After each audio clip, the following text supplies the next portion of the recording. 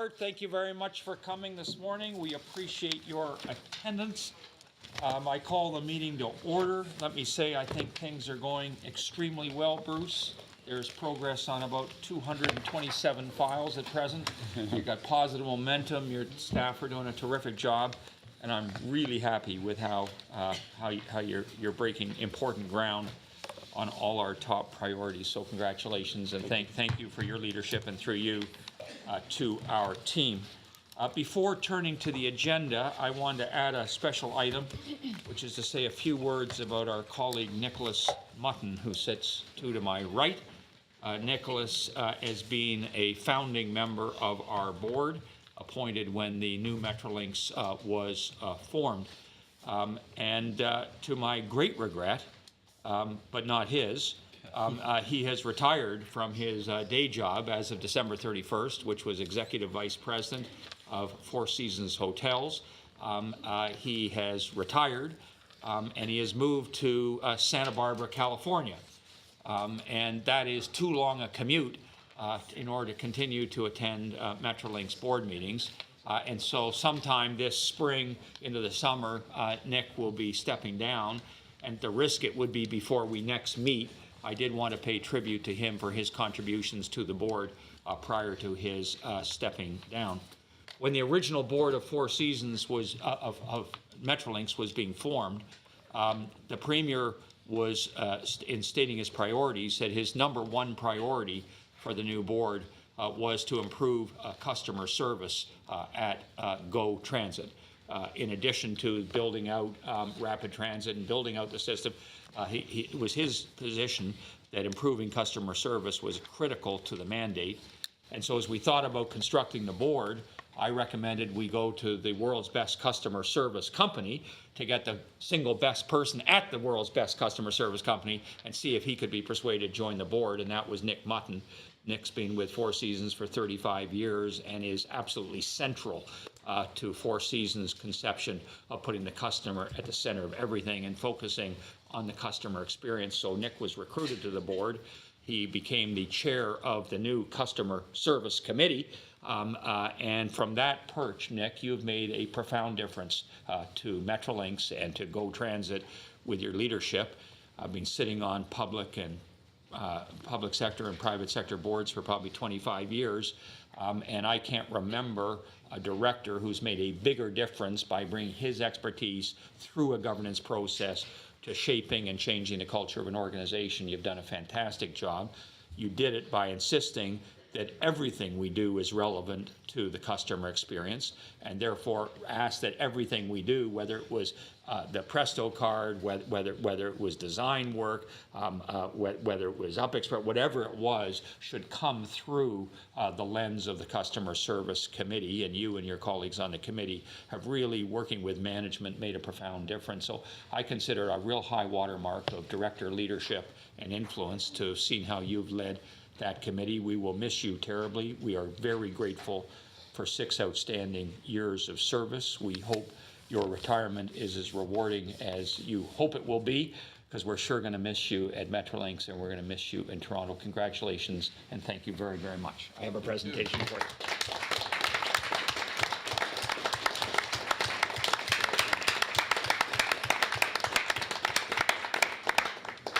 And Nicholas, if you'd like to say a few words, we would welcome them and hang on every one of them. I didn't prepare anything. I am, as ever, extraordinarily flattered by the remarks from our chair. It's been a great privilege to serve. I've seen a really dramatic change in this organization over a relatively short period of time, mostly led by very able management, including our appointing Bruce, who's been extraordinary in his achievements. It's been a great privilege and a very exciting period of time. On the other hand, I'm very sad, in fact, to be leaving at this point when we're on the cusp of such greater change, and with the leadership of our provincial partners. So it's with some regret that I'm going, but I'm going to keep an eye on developments here, and even if not from the inside, from the outside. So. But thank you very much for your remarks. It's very, very much appreciated. Thank you, Nick. Great job. Bruce, that brings us to you for your report. How are we doing? Very good. Thanks very much, Chair. And Nick, from your colleagues around the management table, we're going to miss your solid stewardship of the Customer Service Committee. There was a meeting of the Customer Service Committee yesterday, and the team thanked you for your contributions at that point in time. But again, just reiterate the Chair's comments. It is very much appreciated, the leadership and direction you've provided to us over the past 6 years. Bruce, maybe I should say, since we dealt with it earlier this morning, that Mary Ann McKenna has agreed to chair the Customer Service Committee going forward. Thank you, Mary Ann, for doing that. I don't envy you trying to fit shoes quite as large as Nick's, but if anybody can do it, you can do it with great effect. So, Mary Ann, thank you for taking on that responsibility.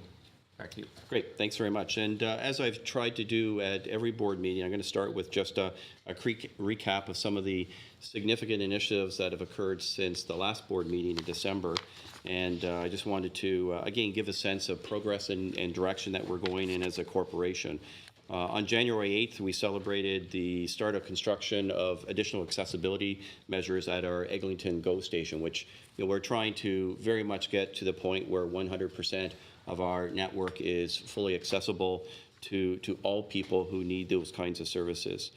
On January 16th, we were joined by TTC Chair and Minister Del Duca at the Danforth GO station to launch the pilot for the fare and service integration program between Danforth GO station, Union Station, and Exhibition Station.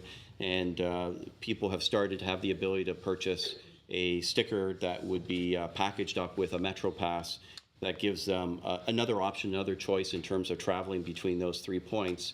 We'll be reviewing progress and the take-up of that and the success of our marketing programs, and we'll be reporting back to the board at the next meeting with our initial report in terms of how that pilot is progressing. But I think it's an indication of just one thing that is part of a broader initiative to come in terms of fare and service integration.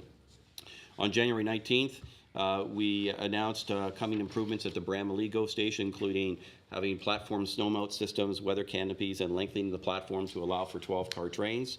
This is all part of our program to make sure that all of our stations have the similar level of amenity and accessibility and provision for our customers.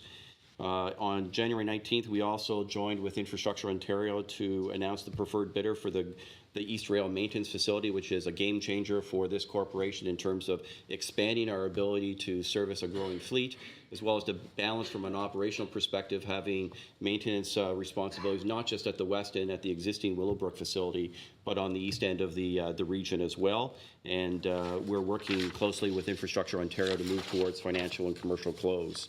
We had a major milestone on January 22nd where the tunnel boring machines on the Eglinton West corridor broke through the head walls at the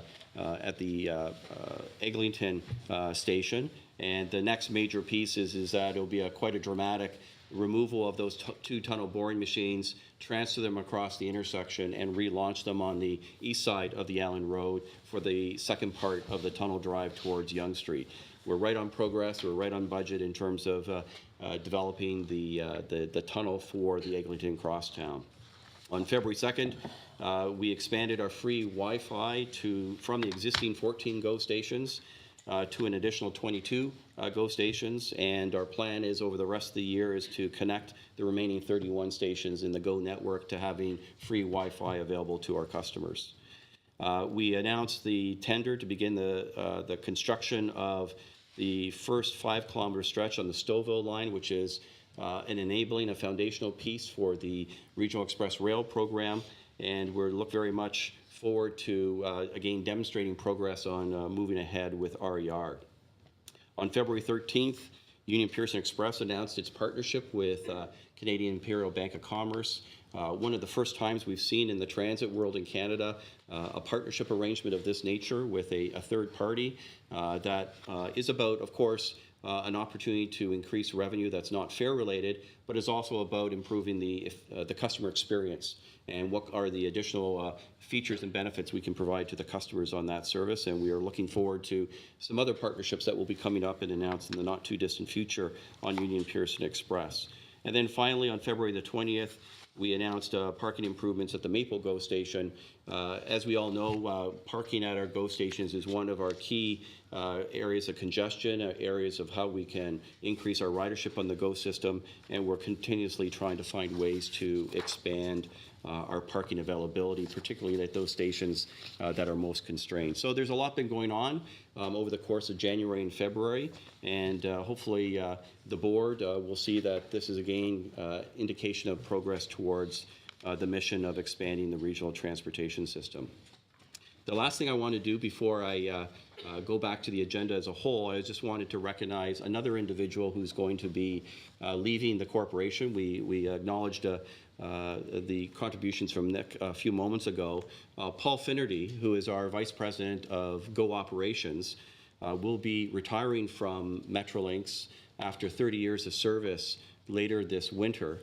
And that's on top of 11 years of service that he provided to the TTC earlier on. Obviously, Paul has been a significant leader in terms of the work that he's done here at GO on a day-to-day basis to manage both our bus and our rail operations. But he's one of those individuals who's touched almost every part of the GO operational environment. I can't think of a part of the system, a role that he has not played over his 30 years here at Metrolinx and at GO Transit, so whether it's in bus operations, in planning, passenger services, station services, in the equipment area. And I think in his comments that he sent out in his notice of his retirement to his staff, he did acknowledge that he was in what he thought was the best position at Metrolinx with his role over the last couple of years as VP of GO Operations. He first joined us in 1984, and I think over that time he's seen a massive increase in the kind of services that we offer as a transit agency. His career has grown along with GO Transit and with Metrolinx, and he's built a reputation not only within our corporation, but as a partnership with other transit agencies, as a leader in the transit industry more generally. And I think he's known for his very balanced and fair and methodical and comprehensive way of dealing with the day-to-day work. Well, his legacy, I think it will always be tied to buses. I think buses are Paul's first love. He's also, I think, built a lot of credibility in the equipment area in terms of maintenance and supply of parts and the various partners that we have in that area. So Paul, I just wanted to, we're going to more formally have an event for Paul later on in terms of send off to him more properly, but we wanted to acknowledge that his last board meeting, Paul's contributions, as well as wish him and Anita the very best as they move to the next chapter of their lives. Hear, so hear. Congratulations.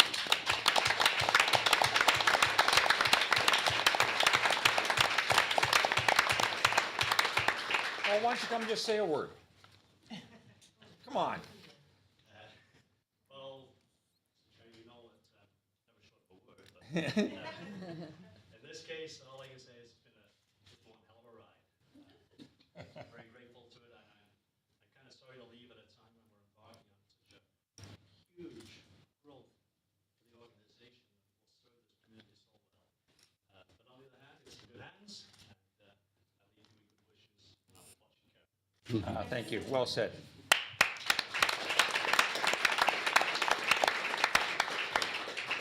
You've been a prince of a colleague.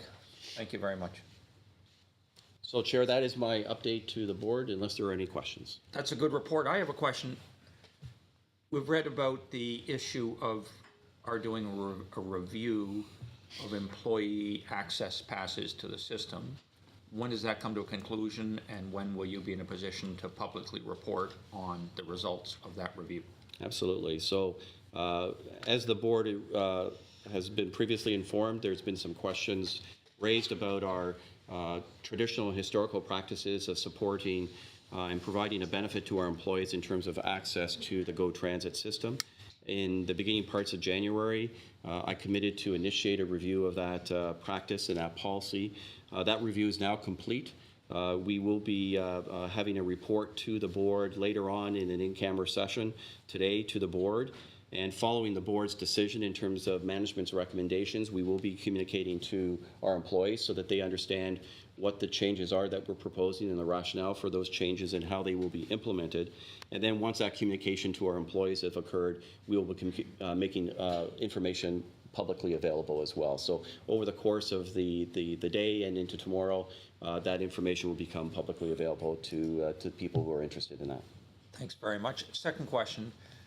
In the news reports today, there were reports of discussions between you and the city about the city's contribution to the infrastructure improvements on the Georgetown corridor over the last number of years. Can you just frame that issue for the board and to the board for the public?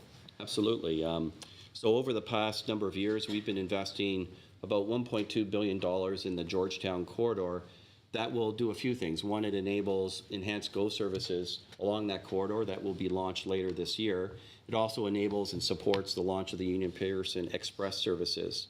Like every major infrastructure program going through a community, we have impacts on road infrastructure that crosses the rail corridor and utilities that go under, through, and over the corridor, whether that's sewer or power or water or other forms of infrastructure.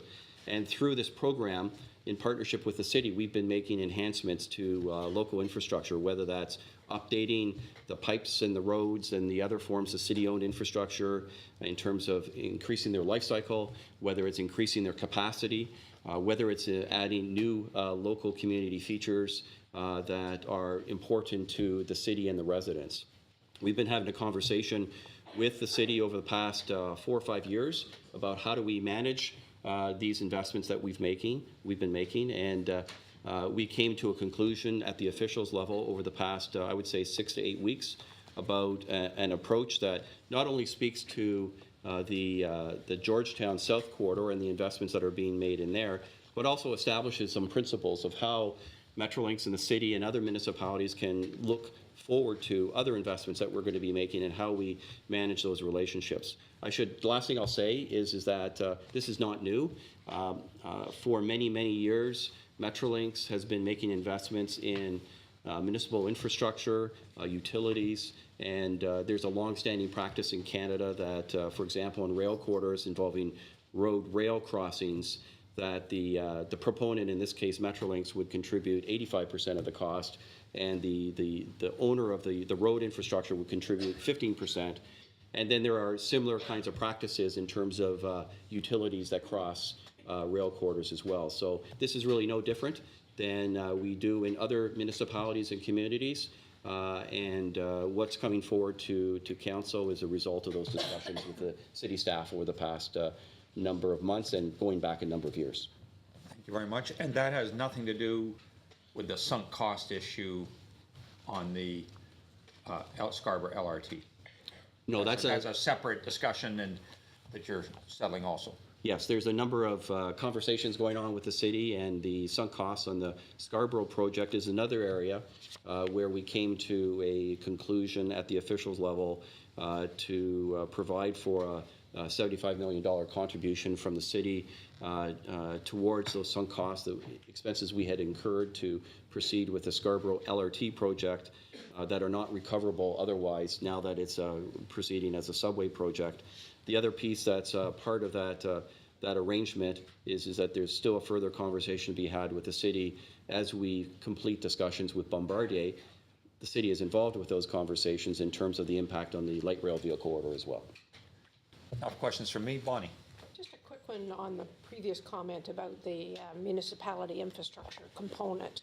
Are those numbers known well enough that for budget planning purposes, the municipality involved can be forecasting out that expense, or do they kind of only sum up at a certain point in our project work? How does that work between the municipality and Metrolinx?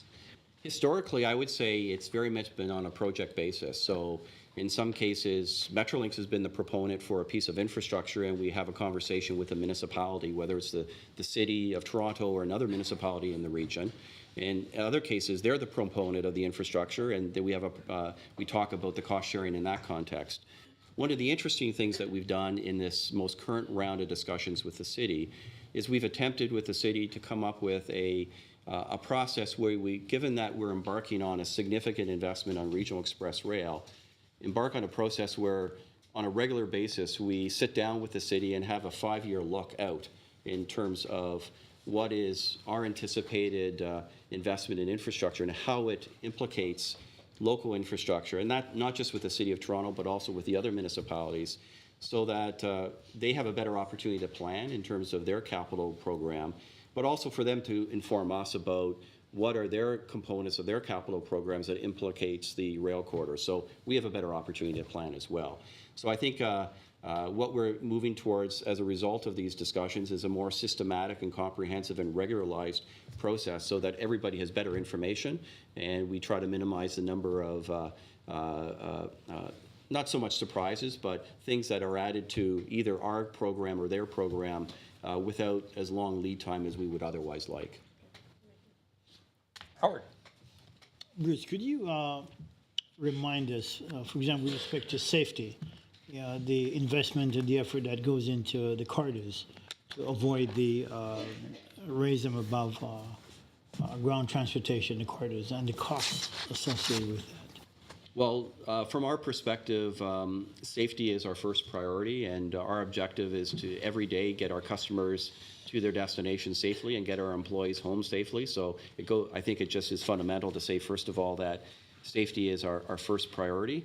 And a big part of the investment that we make in the system is to maintain the state of good repair, which not only improves reliability, which is of course very important, but more fundamentally make sure that we continue to operate a safe operating environment. We do have a regular dialogue with the federal government, who we've accepted their jurisdictional authority in terms of oversight of our rail operations, for example, and with the province and other authorities in terms of our bus operations on roads and highways.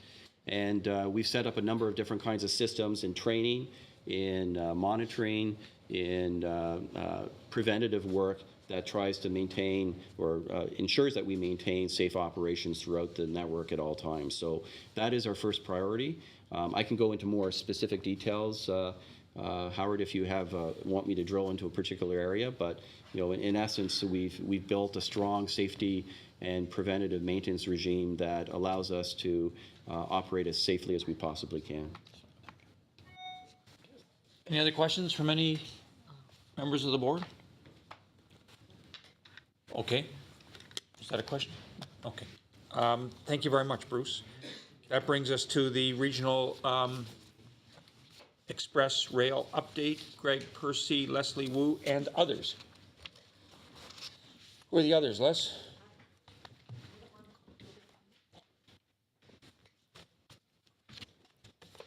The others may be a Robert Siddle or a Mike Sutherland if we get into some business case detail, but if not, I'm sure we can handle. How we doing?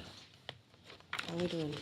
We are doing fine. I'm going to walk the board through an update of the program, touch on and focus more on the things that have changed since we last spoke. We have a fairly extensive deck to go through in a small chunk of time, so I will move fairly quickly with your discretion, Chair. Thank you. Just a quick cycling back.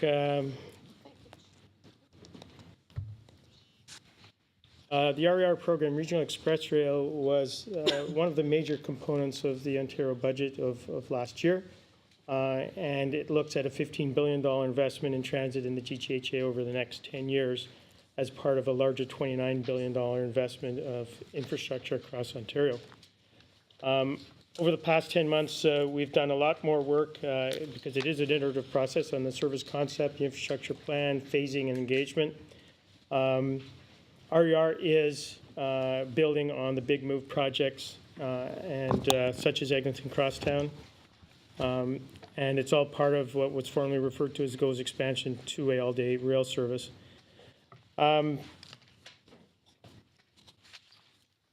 This slide gives you a quick look at, again, the network on the right-hand side for GO Transit. And rather than repeat throughout this, the top line for what RER will deliver is a 15-minute frequency service selectively with electrified service overlay. It's both directions, 7 days a week. and it's a mix of all-stop, express, and bidirectional service. What's really important in the next phase of work is about how we actually phase the introduction of this work, keeping in mind that as you phase in construction and introduce service concurrently, one does slow down the other, but we will certainly have our eye on how we do both at the same time. Part of it go forward is to how do we integrate our operation with freight and with VIA, particularly on the corridors that we are hosted by CN or CP, which would be the west end of the Lakeshore West, part of the Kitchener, certainly the Milton corridor, and part of the Richmond Hill corridor. And a big piece of this is also how we look at major infrastructure upgrades that will look to future service mitigation, service issue mitigation. An example of that would be the floodplain issues in the Don Valley. I'm going to move through that slide fairly quickly. I think the board has seen the notion of an iterative process between service concept, infrastructure build, and back and forth. We're at the point now where we've really tightened that quite a way down. We've overlaid onto that what layer of electrification should happen and when. And all this is feeding into a phasing plan, and that then feeds into an engagement plan where it's really important that we talk to not just CNCP VIA, but also to municipalities and communities and other key stakeholders to make sure that we capture their thinking before we go out and embark on a very rigorous build. All of this is an evidence-based process through a very rigorous business case approach we've taken. And I think we're very pleased that the progress we've made since I last spoke to the board on the business case as an evidence way to define the growth by corridor. And I think this makes a lot of sense, and we'll touch on that a little bit later.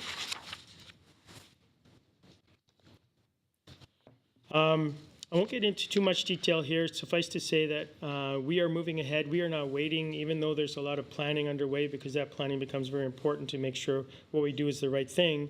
But we're moving forward anyway on the key things we know for a fact now that are really important to advance. Those are the heavy infrastructure pieces, particularly if they require environmental assessment. So on the right-hand side in the bubbles, you can see a notion of the scale of work that's required to deliver on this very ambitious program. There's a number of system-wide or network-wide studies and efforts underway already. Big part of this, given the frequency of service at 15-minute headway service bidirectional, that's a lot of train activity. So we have to look very closely at prioritizing our level crossings to move forward on grade separations, each of those requiring environmental assessment. We're also doing an electrification and environmental assessment on a system basis. And we're at the point now where we're evaluating a consultant to work very closely with us on moving through this whole electrification program. We've also gone to the marketplace with an expression of interest for equipment technology, recognizing that over the next 10 years we will transition from diesel to a predominantly electric fleet. What that then looks like, because you do have alternatives, whether it's electric locomotives, EMU technology, and some combination of those during the actual transition period. We're also doing a lot of work internally in terms of what do we look like from a station point of view. There will be some new stations, where should they be, and making sure they're properly justified. We're doing other things as well in terms of enhanced train control. What is that overlay of safety that is required to satisfy that level of service? Also more energy being put into Union Station. We're still a hub and spoke system where trains, 91% of our customers today come into Union Station and go back out again at the end of the day. Just on stations, do you have a methodology that you or Leslie's group use for assessing the case for adding stations and the trade-offs between adding riders and slowing service and the various things that affect that? Maybe that's a question to Leslie rather than you, but you refer to it. Yes, we do actually, and it's we continue to refine and evolve that methodology and to help us evaluate the viability of additional stations. We're happy to share. And is that a methodology that you make public to our partners, or like the City of Toronto wants us to add some stations, for example, or if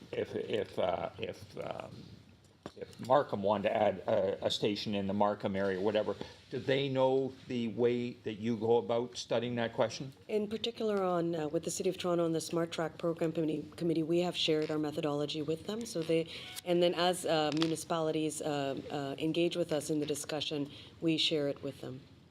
And is there a reason why we don't make that methodology more sort of, as we make BCA methodology publicly available, is there a reason we don't do the same on station, if someone wants to think about a station? Yeah, happy. Can We would be they happy to access share that? it with publicly. There's no problem with that at all. So. I think that naturally resides within the rollout when we start engaging with municipalities and communities and propose stations, or they may feel that they're deserving of some that maybe we don't. That dialogue will happen, and certainly we have to justify what we do. Yeah, so happy to share that with the board or publicly. We can post that. Thanks. We'll do a quick walk through the various corridors. We have 7 corridors. The first one would be Lakeshore West, and I'm only going to touch on the highlights rather than deep dive into each one of the corridors. Lakeshore West corridor is our #1 corridor in terms of total ridership today. New things happening very quickly and in progress as we speak is a new station at James Street North that will be in place to service the Pan Am Games for July. Shortly after that, in 16, we will be opening a new layover site at Lewis Road near Hamilton. That will open up a whole new way to service our Lakeshore West corridor. We also have a number of EAs in progress as well for capacity expansion.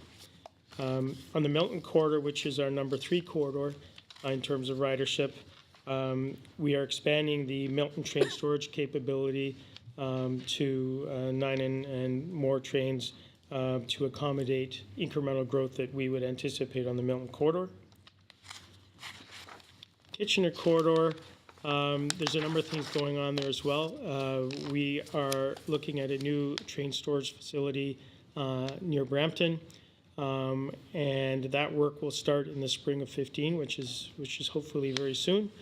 We're also doing EA support for rail corridor expansion that also will start the fall of this year. We are building an expanded storage location for trains in Kitchener, and we would be adding 2 trains for next year, so we need to be able to lay those trains over at night. And other enabling things in terms of environmental assessments and carefully, selectively adding capacity to build the service beyond what it is today. Next one is the Barrie corridor. Quite a few things going on there. We have 3 EAs in progress as we speak. We are looking at a possible new Downsview Park station of completion 16-17, and also double track program from York University up to Rutherford.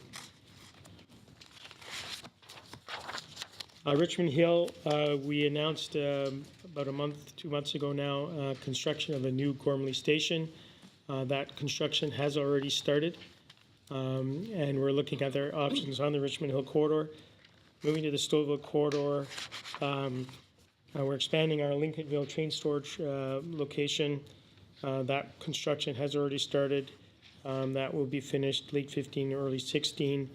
And we're doing other selective station expansions, platform lengthening, that kind of work. We're also looking at the rail corridor expansion between Scarborough Junction and Unionville. So we've completed the design process for that, and the construction will start later this spring. Last but not least, the Lakeshore East corridor. We have an EA being worked on in terms of a first level expansion of track, then a second one for a further expansion of track. So again, getting the fundamentals in place for capacity expansion on the Lakeshore East, and that will feed well into the East Rail Maintenance Facility. We'll have financial close on that work with a targeted expansion, or opening rather, in 2018. I'd like to talk a little bit about RER and Smart Track. There is a program committee that has been set up, City of Toronto, TTC, Metrolinx, MTO, to ensure the proper integration of Smart Track with Regional Express Rail. And the way it is positioned, right, Smart Track is is integral and is a subset thereof, Regional Express Rail.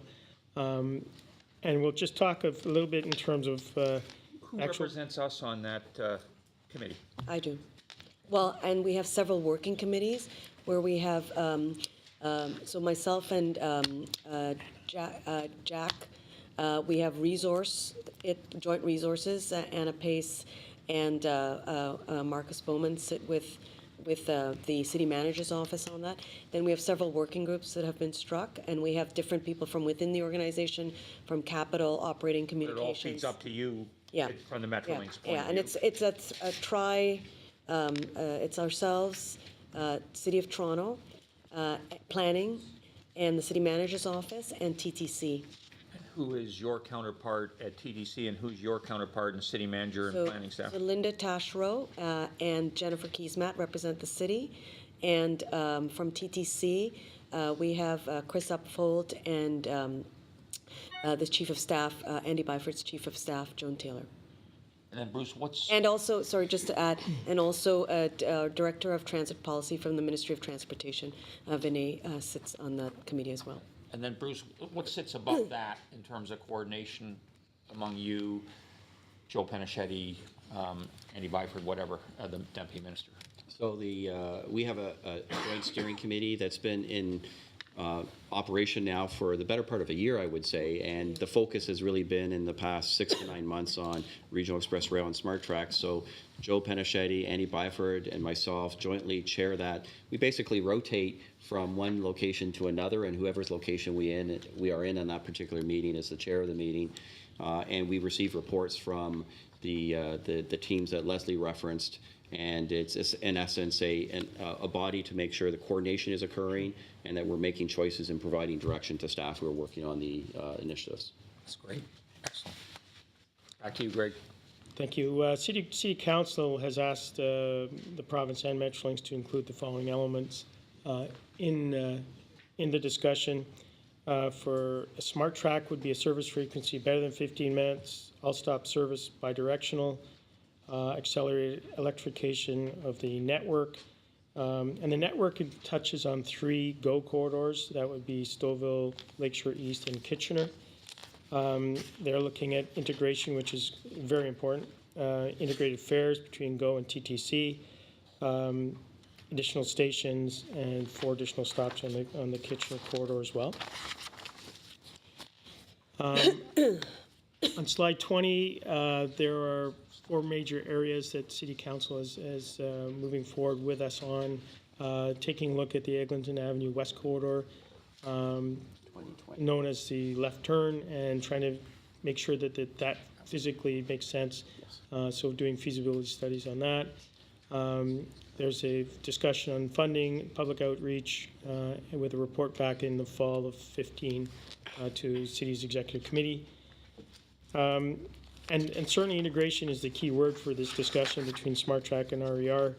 And if you, on page 21, we touch on 3 major bullets here. One is the collaboration to ensure that SmartTrack is embedded inside the RER program. The transit integration between TTC and GO on service and fare is a key enabler for the RER vision.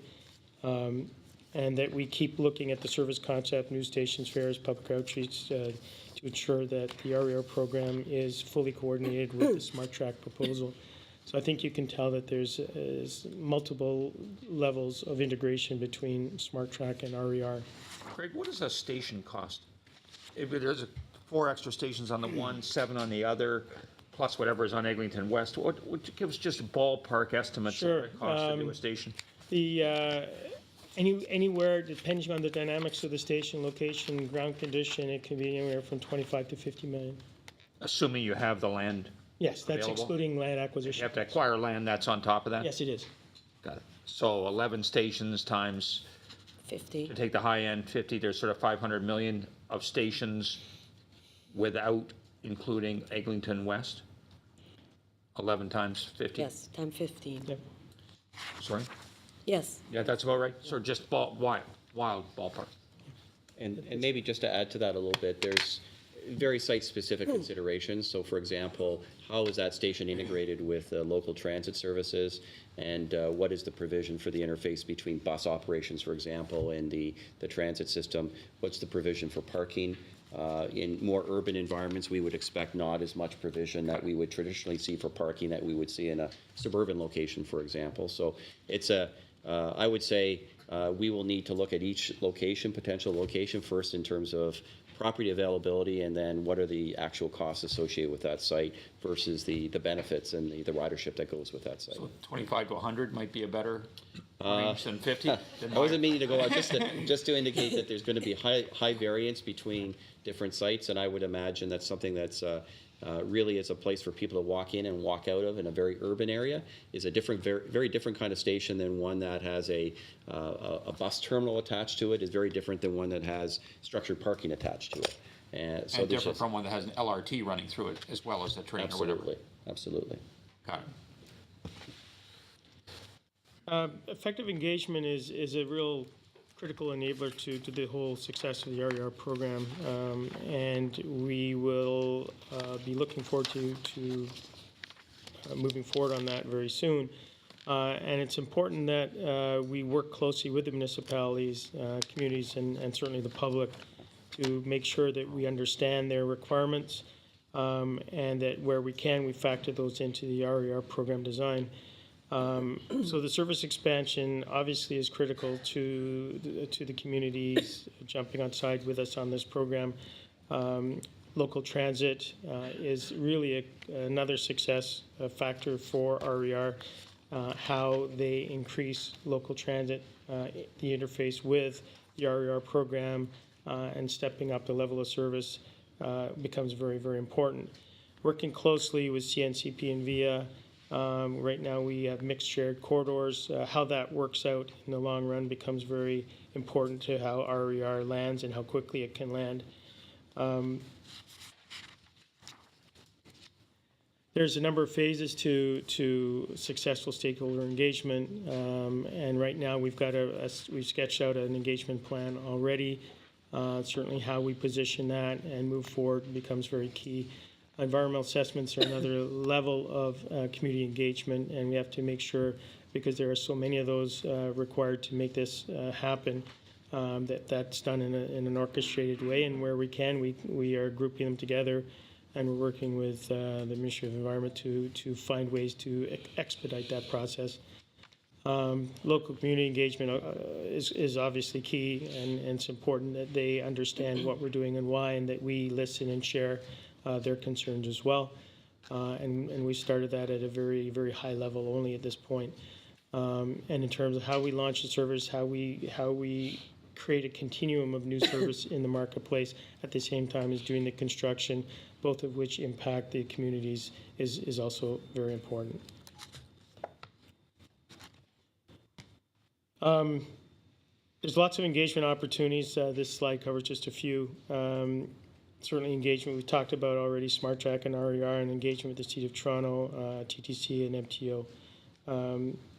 We have a first draft of an engagement plan. We're making sure that makes sense, and then at the appropriate time, which will be fairly soon, we'll be rolling that out.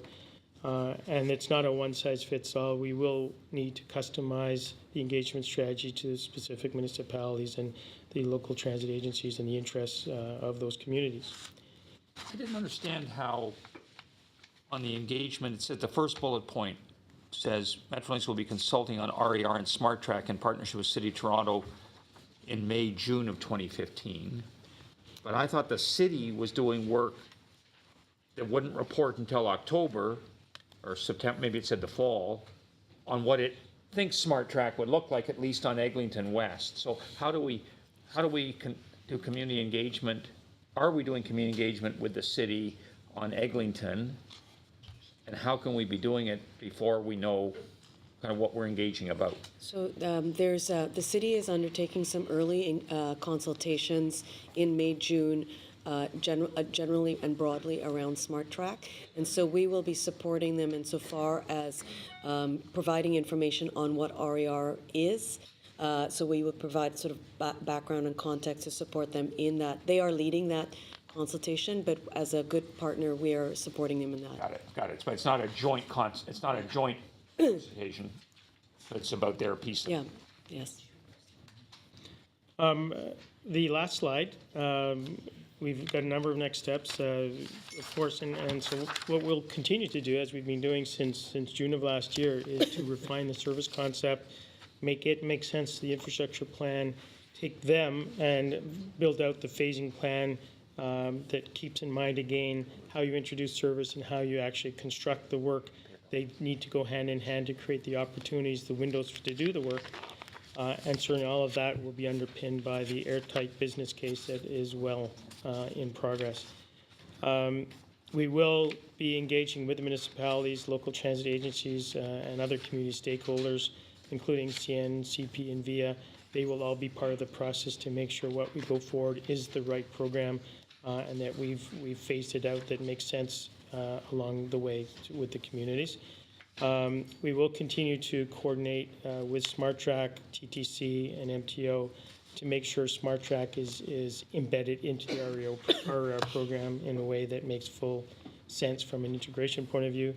And we will come back to this board at the next meeting to give you another update. Thank you very much. Leslie, anything you need to add? No. Are you happy with how this is going? Of course. Not of course, you're not always happy.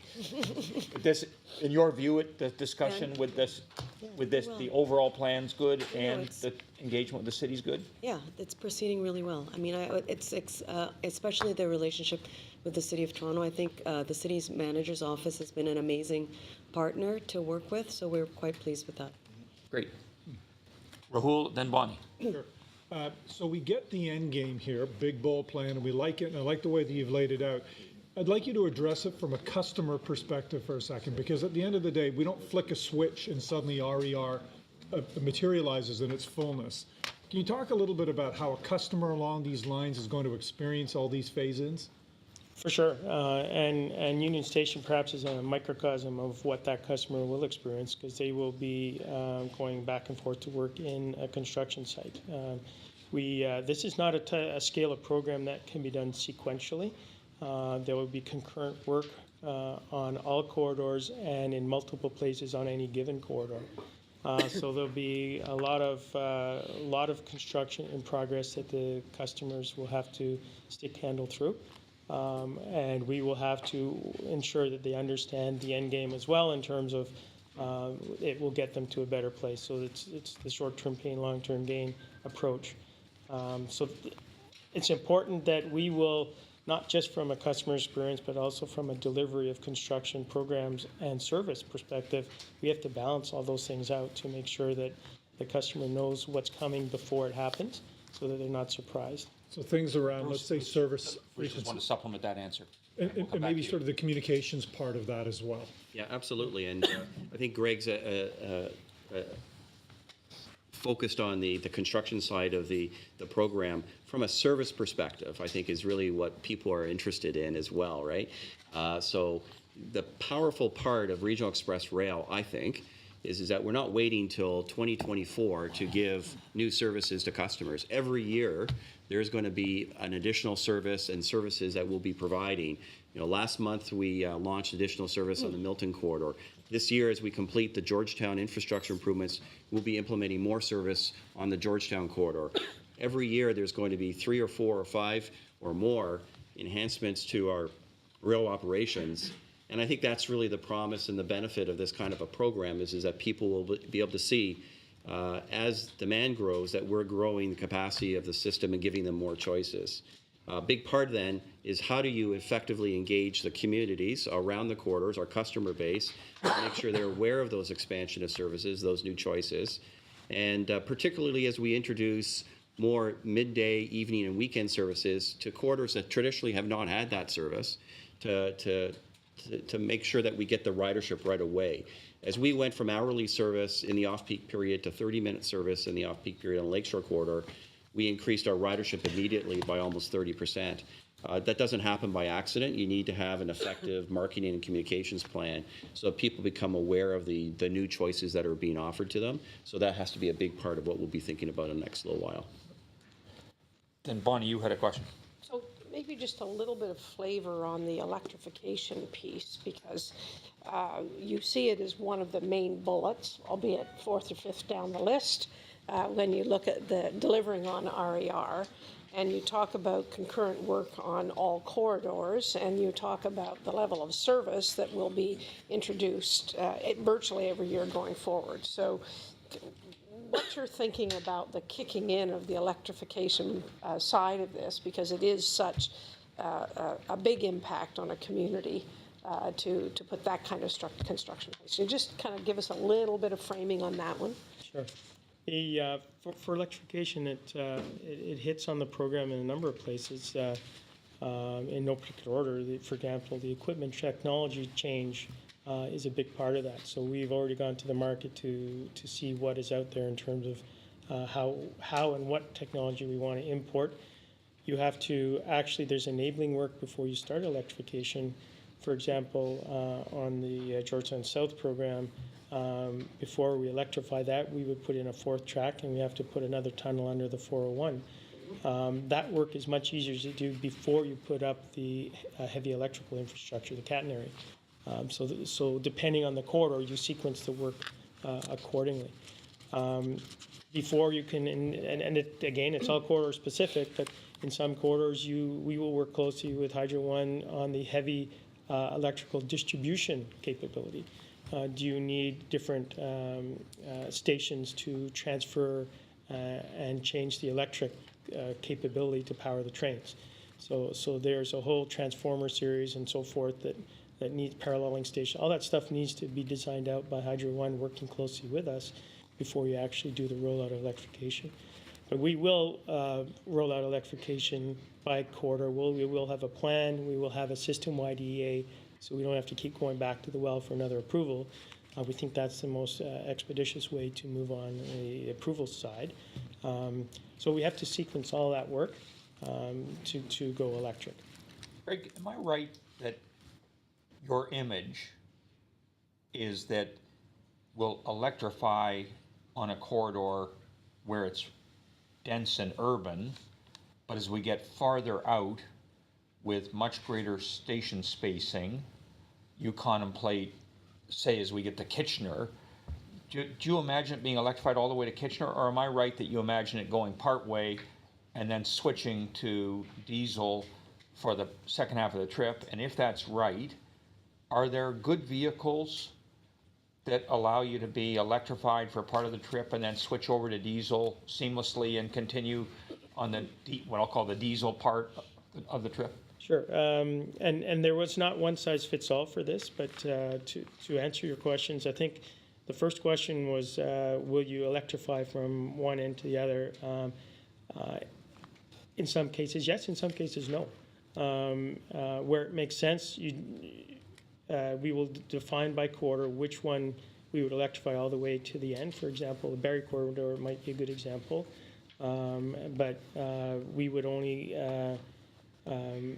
put electric only on that sort. You don't want to mix trains. That becomes problematic. You don't want to keep two full fleets forever. So we need to make sure that whatever level of service we have has the right, whether it's electric or diesel. In some cases, if we're running on someone else's corridor, CN or CP, they are not supportive of electrification. So that will drive us to think differently in terms of designing the equipment strategy. So for that corridor, we would need a mix of diesel and electric. And in some cases, there are types of equipment that are both, where it wouldn't be our preference to go to a dual locomotive design, dual being electric and diesel. I'm hoping we don't have to do that, but we may. What don't you like about them? They're very, very big and heavy, and they have another axle, and it's a different kind of beast to pull a train. For us to do a dual, we might choose to put a diesel locomotive on one end and electric on the other, and that will give us the same end game of a dual service capability. So the electric would pull it for the first half of the trip, and then a diesel would push it? Conceivably, yeah. Or in running shorter trains, there is EMU technology that we can look at. There is actually a relatively new dual MU technology, if you will, which is a combination of diesel and electric, multiple units. So running shorter trains that both have propulsion, two types of propulsion. So we will explore all of those. customize what we need, keeping in mind we don't want to have 10 different fleet technologies, because then those are the hidden costs of how you manage those fleets, inventorying all the parts for those. So we will be balancing all of those decisions by corridor and then saying what makes sense on a grander, more systematic scale from a fleet point of view. So it's a great question. It's not, I'm afraid, a short or simple answer, but we will be customizing by corridor as we roll out electrification and the fleet technology that drives that corridor as well. Marianne? So I had a question, because you referred to tender already being let on aspects of the electrification. So it sounds very much like you're in the programming and planning phase, but are certain things, like what is the first corridor that will go ahead, and where are you just in terms of, does a tender refer to consulting firms, or is it? The tender is not to decide which corridor we do first, because there is great value in doing as much at one time as you can. I referred to a tender, that's a consultant to assist us on electrification in terms of design, in terms of. So these are independent, this isn't contracting, this is contracting professional services, not construction. Correct. So there's a big overview that there's a lot of work to be done before anything goes into construction. Correct. There's a lot of work that has been done and a lot more to be done. Mm-hmm. Because this has very big physical implications in terms of going through neighborhoods. There's a visual component to this. How are you looking at that piece of it? Well, our existence, we go through everybody's backyard anyway. So we're familiar with that your trains do, responsibility. but now you're going to be raising something above. That's correct. So the infrastructure, although we do build bridges and so forth, as we do now, but certainly the design excellence piece would be one consideration into the overall process of how we move forward. Howard, you get the last question on this, because I'm now allowed to drift 30 minutes overtime. Right. Yeah. Just looking out 10 years, looking at diesel versus electric, where do you see the fleet, percentage-wise? And there's some talk of a possible carbon tax coming down the line. So how do you see this impacting you? Sure. I don't think we'll have a fixed fleet, if you will, by 10 years. I think we will be the latter part of a transition in 10 years. But certainly we would be skewed more on the electric side than diesel. I see a place for diesel longer term. So I would suggest that in 10 years, we're still working on the fleet strategy, but to venture a guess, we're probably going to be in the order of 60-40, 70-30 electric diesel at that point. That's just an educated guess. But it's going to evolve over a large number of years. Absolutely, yes. And presumably the state of the fleet, from a capital cost management point of view, you're going to want to phase it in as well, aren't you? Phase it in, and we have to have inherent flexibility in the fleet to get us through that transition period. Right. For sure. Thank you. That was really good, extremely informative. It is the biggest piece of what we're doing at present in terms of new initiatives, so thank you for taking the time and taking us through it. And keep us up to date on this, okay, Leslie, from that program committee? Okay. That's really important. 5 minutes. So the next item is the fare integration report. Yes, and I'd like to welcome Leslie Wu. Anna Pace, our Director of Project Planning and Development, and Chris Burke, our Director of Service Planning, as they are very much involved with this piece. I thought Anna Pace worked at the TTC. That was a while ago.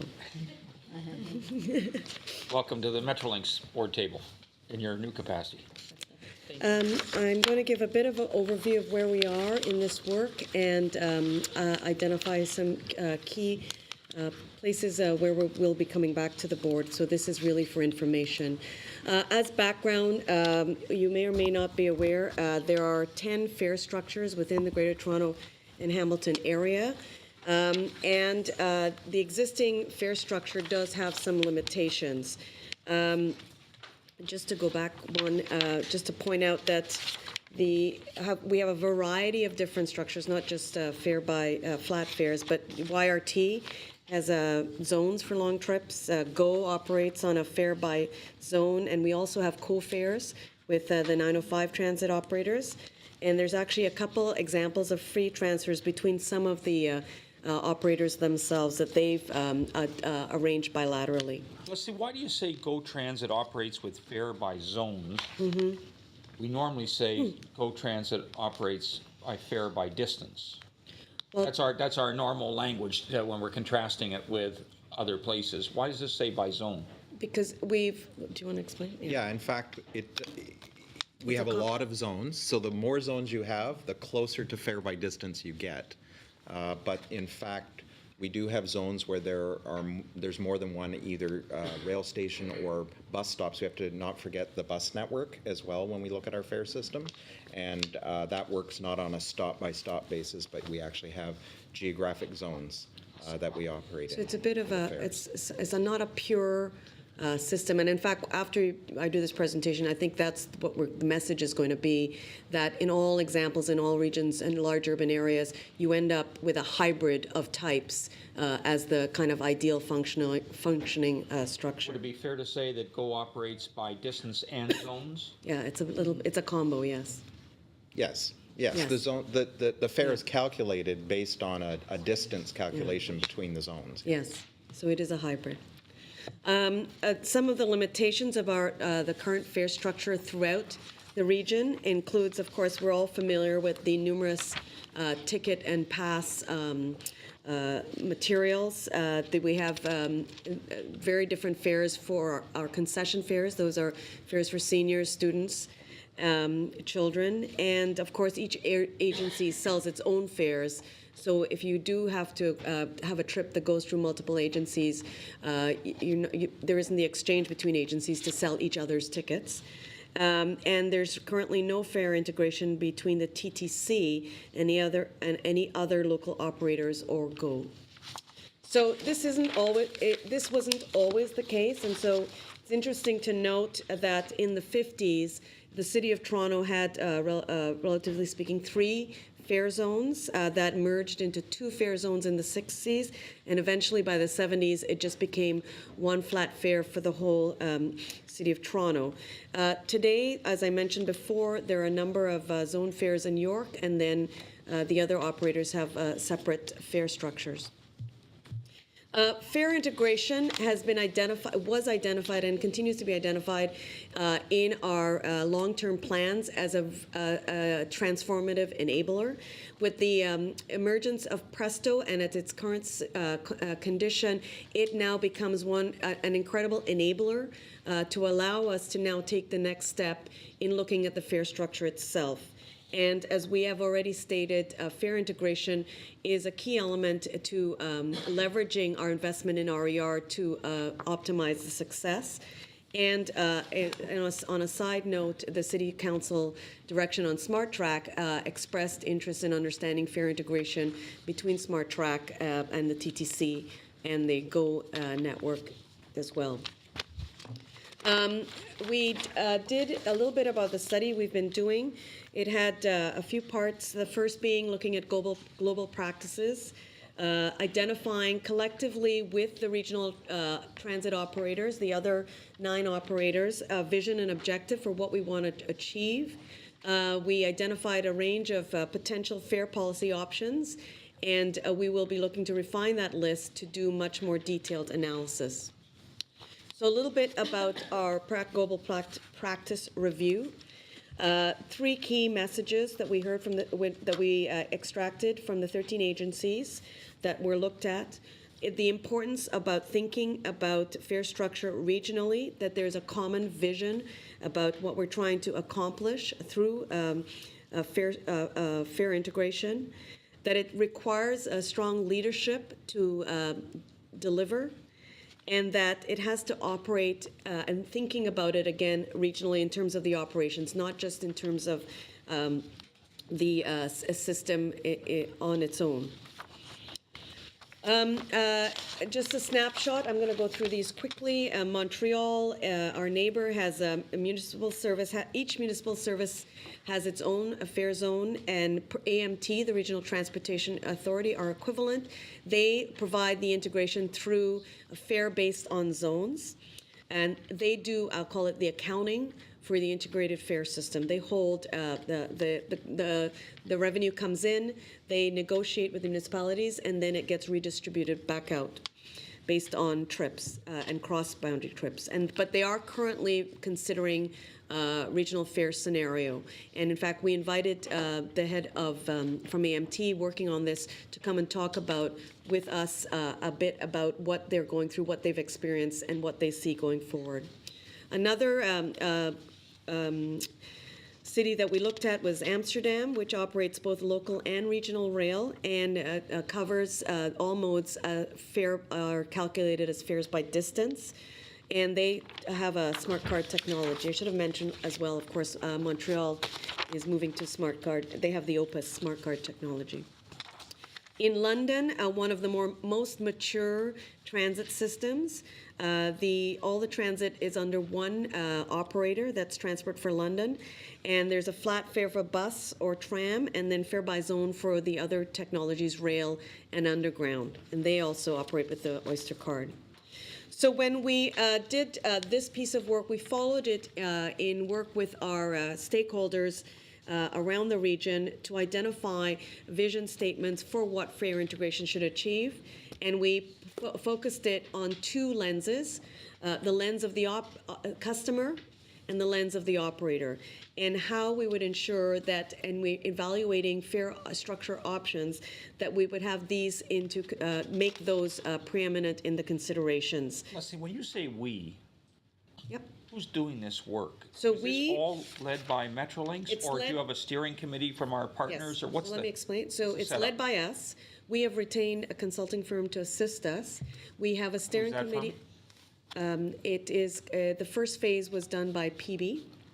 We're now moving into the second phase with ACOM.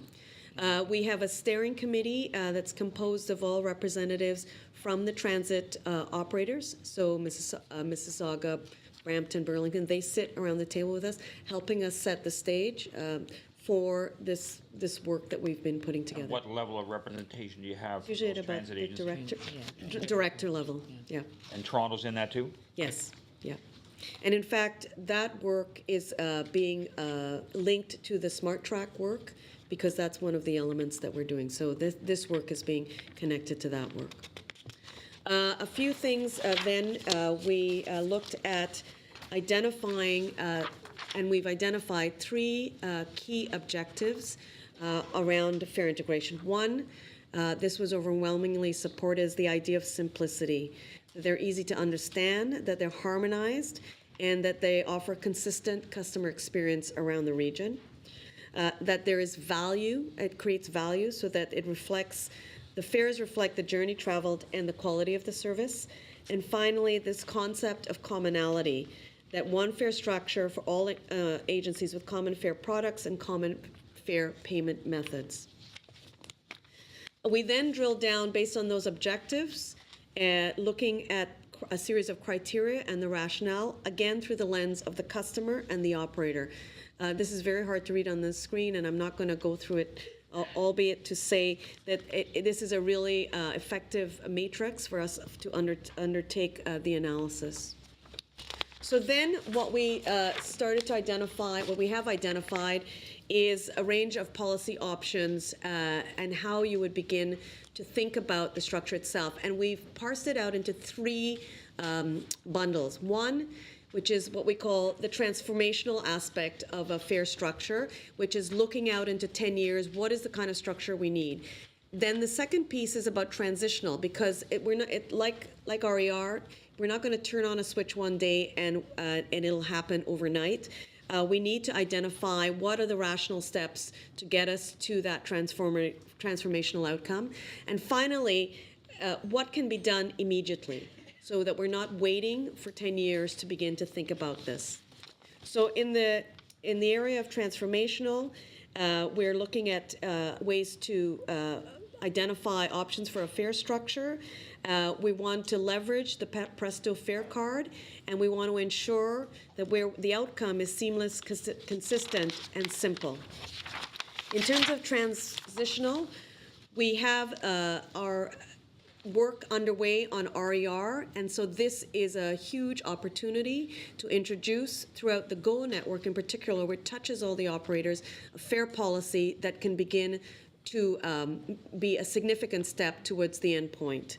And then, of course, we've been talking about some immediate sort of midterm RER TTC GO integration, in particular those exchange stations. The mobility hubs within the RER network will become even more critical for implementation.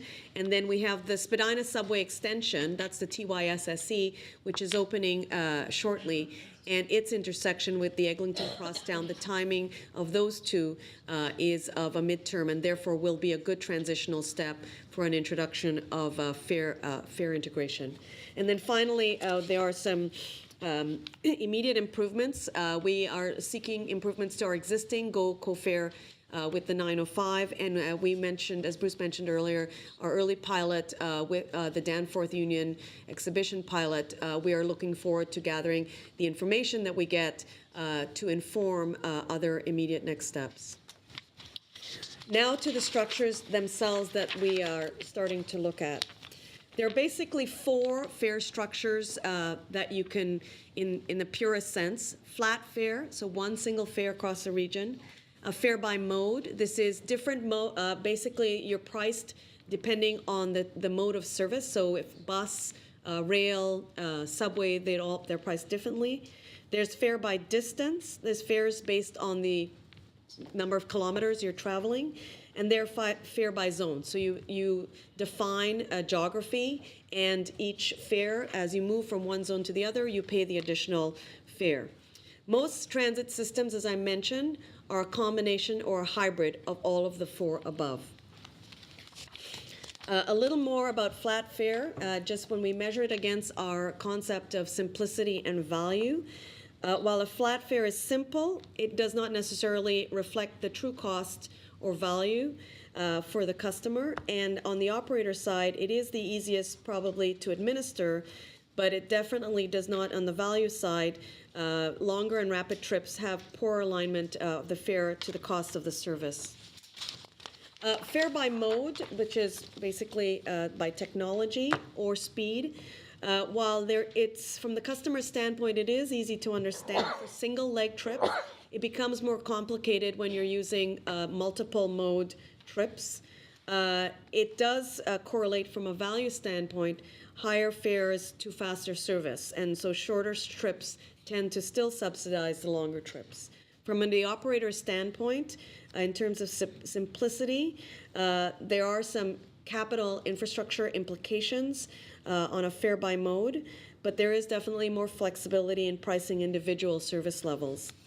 And again, from the operator lens, there is good alignment to costs for both local and rapid transit services. In terms of fare by distance, this again is relatively easy to understand, and transfers or multi-leg routes don't add that complexity. And it more closely reflects the fare value for the service provided from the lens of the customer. In terms of the lens of the operator, there is flexibility for pricing adjustments, but there is some complexity in the administration. And it's good to fare in its alignment of cost of service. And finally, fare by zone. This is a form of fare by distance, as we've already discussed. It does have, from the customer standpoint, some added complexity with trips that cross multiple zones and in areas that use buffer zones. And there's good value to customers. The trips cost indirectly is related to the trip length. From the operator standpoint, it is definitely more difficult to administer. And in terms of value for the operator, the range of fares is more limited than under the per kilometer option with less alignment of costs. Now, on top of the layer, on top of the concept of the structure, there are quite a number of considerations that will have to be taken into account and further discussed. Obviously, not obviously, but foremost, governance and fare setting responsibility emerges as you move to the idea of a single fare structure. The role of municipalities, municipal transit providers, and municipalities in that fare policy itself and setting of fares. How we phase in and the transitional options and costs which may evolve over the the introduction of the fare structure. And of course, there will be issues of stakeholders' concerns, including the impacts of options on various customer groups. And in particular, on the point of value, I think it's important to recognize that as a measure for equity and social justice issues, fair policy has at times entered the debate, and so we want to be clear about what a fair policy can address that a social policy probably needs to complement, and other types of policies as well, that the fair policy alone will not be able to address all those social inequity issues. Finally, where we have now basically, we're in the midst of phase 1. We are working through a number of those fare structures in the pure form and a couple of hybrids, with the ambition being to select a shorter list of options for much more detailed analysis. I can't begin to emphasize how complex the modeling around fare structure is. It makes my brain hurt, but it is very complicated, and so it's not the sort of thing we want to take a shortcut around. We want to do it very carefully and very well. And then the second phase will be to do some further detailed analysis of the shortlist in order to more closely look at the integration with specific, in particularly with the RER and Smart Track, and then to parallel it with some business case evaluation to then bring forward some preferred options for the board. So just in terms of next steps, we'll be using this ongoing analysis to inform our RER analysis. We recognize the importance of a comprehensive stakeholder engagement plan, which we will make sure is coordinated with the range of other engagement activities we have underway. And our goal is to report back to the board in this summer on a more refined and smaller list of options that with outcomes that we can present to you. So that is my presentation. Thank you very much, Leslie. Could just go back to page 16 of your presentation, Certainly. which is 156 on the iPad? Because I flinched when I saw the third bullet point there, TYSSE and Eglinton Crosstown. Mm-hmm.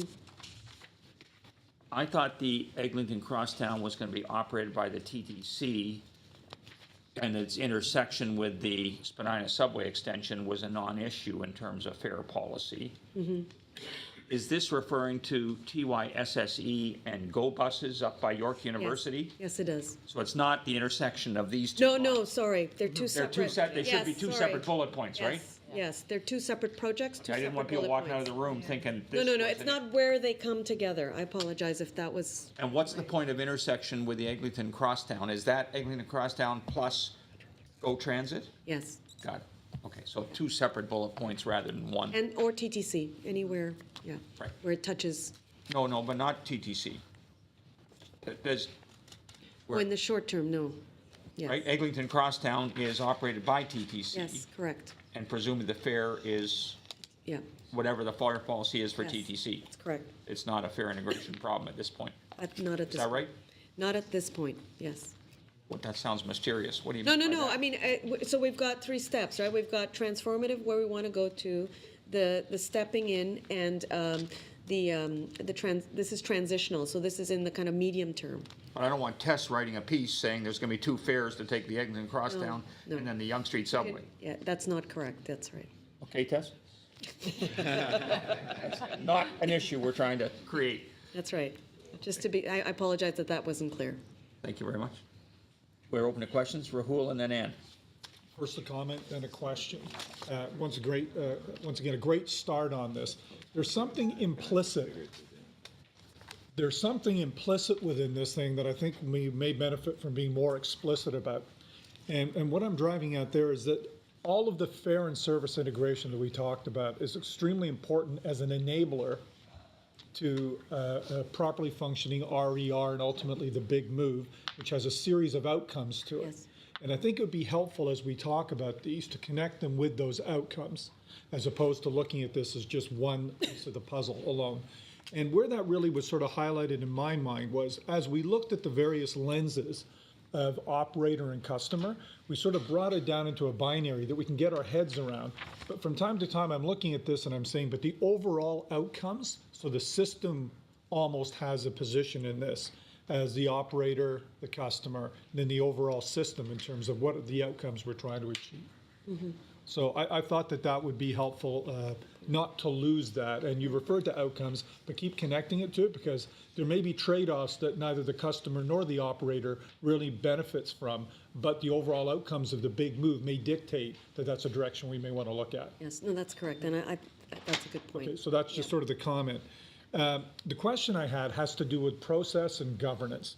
So you will look at the global examples of other cities and their fares and their service integration, et cetera.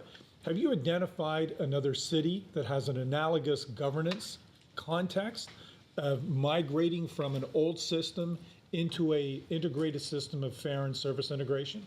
So have you found any city that's kind of like us in the area that's moved from point A to point B? So you mean, do we have a doppelganger? I'm going to ask Anna to, because she was more deeply involved with the 13 cities that we looked at. So we've been looking at a number of them. We haven't, the review we've done to date hasn't been to sort of see if we can identify one that we could kind of emulate. But we do have a number of examples that we can go back, and we do intend to go back to these and to see, to dig deeper on them.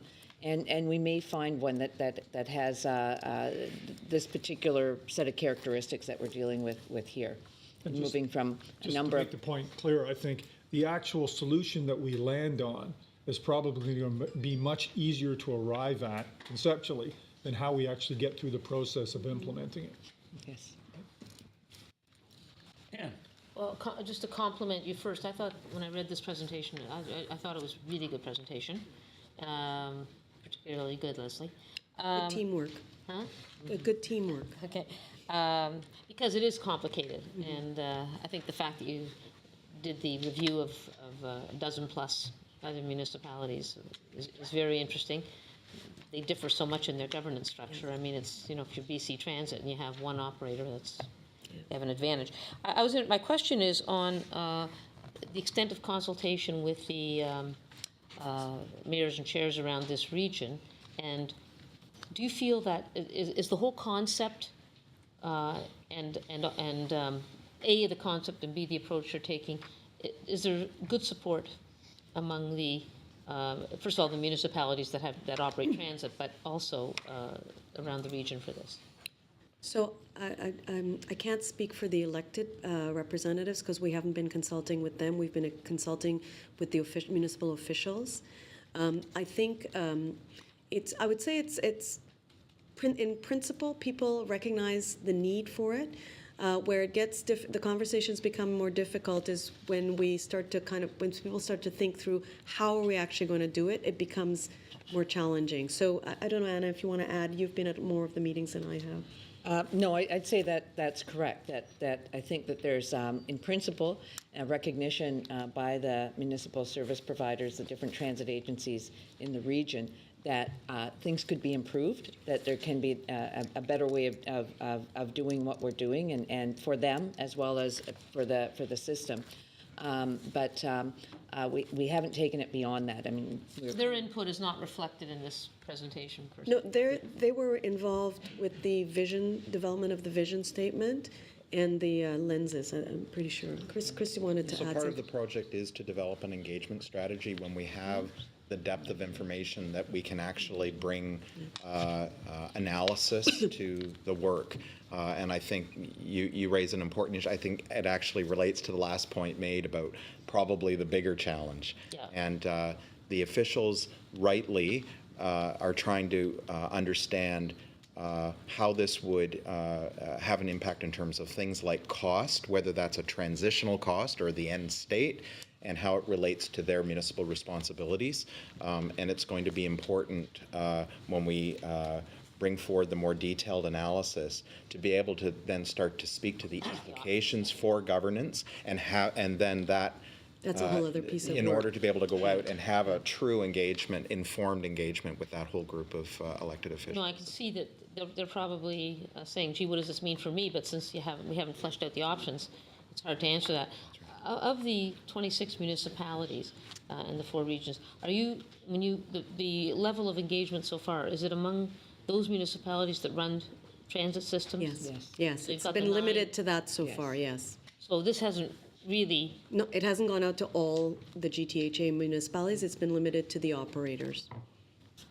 okay, because I do think that this is, we've discussed this before at the board, this is, a big part of the customer experience. I support very much Rahul's comment that without fare integration, the benefits of fare integration, it's having a seamless transit system, both the infrastructure and so it's so important. And so what I'm hearing is that once we get further into the depth, then we're going to, then you get the engagement, et cetera. I've got Ian and then Howard. Ian. Thank you, Leslie. A great start. This is a hugely complex issue. I'm interested as this board makes priority decisions on what we do first, where we do it, and how much we spend. A great deal of that is dependent on ridership. And as we all know, fares, particularly integrated fares, have a big impact on ridership. You must be putting today different ranges of pricing into your analysis. I'm not asking you to share that because it's quite a complex issue. Just tell us in confidence. But you tell us in confidence. But in terms of going forward, you are implying fare structures when you do your business case analysis. I'm assuming that's the case. Is that the case? So I can't, maybe Michael can speak to the business case. But yeah, because this is work that is evolving, it's not landed, we are sort of having to input it in sort of with less detail probably until we get more detail to fill it in around, because in the meantime we don't want to prejudice the outcome of this exercise either. So maybe Bruce would like to add. Yeah, just to add one more thing. I actually see fare integration as an opportunity for programs like RER and Smart Track because it's a chance to make those programs perform even more positively. So the way I would look at it is when we have more information on what a integrated fare strategy could look like and put that into the models that we're using for those kinds of programs, we will see even stronger benefit and performance on those projects. So this is the upside, I guess, is what I would suggest for programs of that nature. Howard, I think you were next. In regards to fare integration, I'm curious about the technology. For example, I noticed in your pilot you indicated a Metro Pass, but I assume that the strategy is for Presto to be able to deploy all over that. So what's the difference here? So yes, so the ambition is that Presto will continue to be the technology that we would use, and in its many evolving versions as it grows in its capacity. The reason we use the MetroPass for this particular pilot is because the Presto has not been rolled out in those locations yet, so we had to have a bit of a surrogate in the interim to enable the pilot to proceed. So the intention is to move with Presto or other versions of Presto. Okay, thank you. I think that completes the discussion. That's a really important file. We'll see you, I guess, if you're not coming through till the summer, we won't see you till the fall board meeting on this? Does that seem right? Are you going to make the end of June board We're meeting? hoping to give an update in June, yes. Okay, great. You don't have to, but No, I thought, when you said summer, I thought June might be too early. no, I think we're aiming to have an update for June. That's great. Excellent. Thank you. That brings us to the Up Express readiness update. And the update is it's ready, almost. So we've asked Kathy to do in 5 minutes instead of 20 minutes her presentation on the grounds everything's going great. Yep. And all we need to do is complete the final sprint to the opening sometime That's right. this late spring, early summer. Yes, thank you, Mr. Chair. This is an exciting time for Metrolinx in the region, and there's a flurry of activity underway. I'd just like to highlight on the substantive progress that's underway, and also the the operational testing that we're undergoing. In just over 3 years, we've designed and built new stations. We've designed and manufactured new vehicles. We've built the largest elevated rail line in Ontario. We've laid 60 kilometers of track. We've implemented 12 new innovative technology programs. We've developed a robust strategic partnership plan, and all of that centered around developing a memorable guest experience on time and on budget. In your documents, you'll see the progress that's made across all of the system, but allow me just to focus on Union Station, and then I'll get to the testing and commissioning. As you can see from all of the images on the screen here, the structural construction elements are now complete. The electrical and mechanical are being installed. The floors have been poured. The ceiling cladding is installed. The platform screen doors are installed and tested. And right now we're focused on all of the interior finishes, including installation of the info screens, the fare systems, the Wi-Fi, the furniture, and the signage. So When do you have a tour? we're actually going to be starting the tours in April, so I'll be happy to take the board at the next board meeting. I just have to say that we have spent attention on every single minute detail, and the whole teams are executing this with such commitment and genuine excitement for every person involved, and that really rings true across the entire organization. I would say that convenience for the air traveler is a prevalent theme, and this means incorporating amenities and services that integrate technology, guest needs, and operational efficiencies. So as you can see here, we have the platform screen doors, which will ensure easy and level boarding. Travelers will be able to check into their flights using airline kiosks and print luggage tags. ATMs will be used in both domestic and foreign currencies, and as Bruce mentioned, we've brought in CIBC as the official founding partner in the financial services category. Our stations will be equipped with Wi-Fi to help keep travelers connected. The electronic screens will display next train information, and flight information displays will show flight departure times.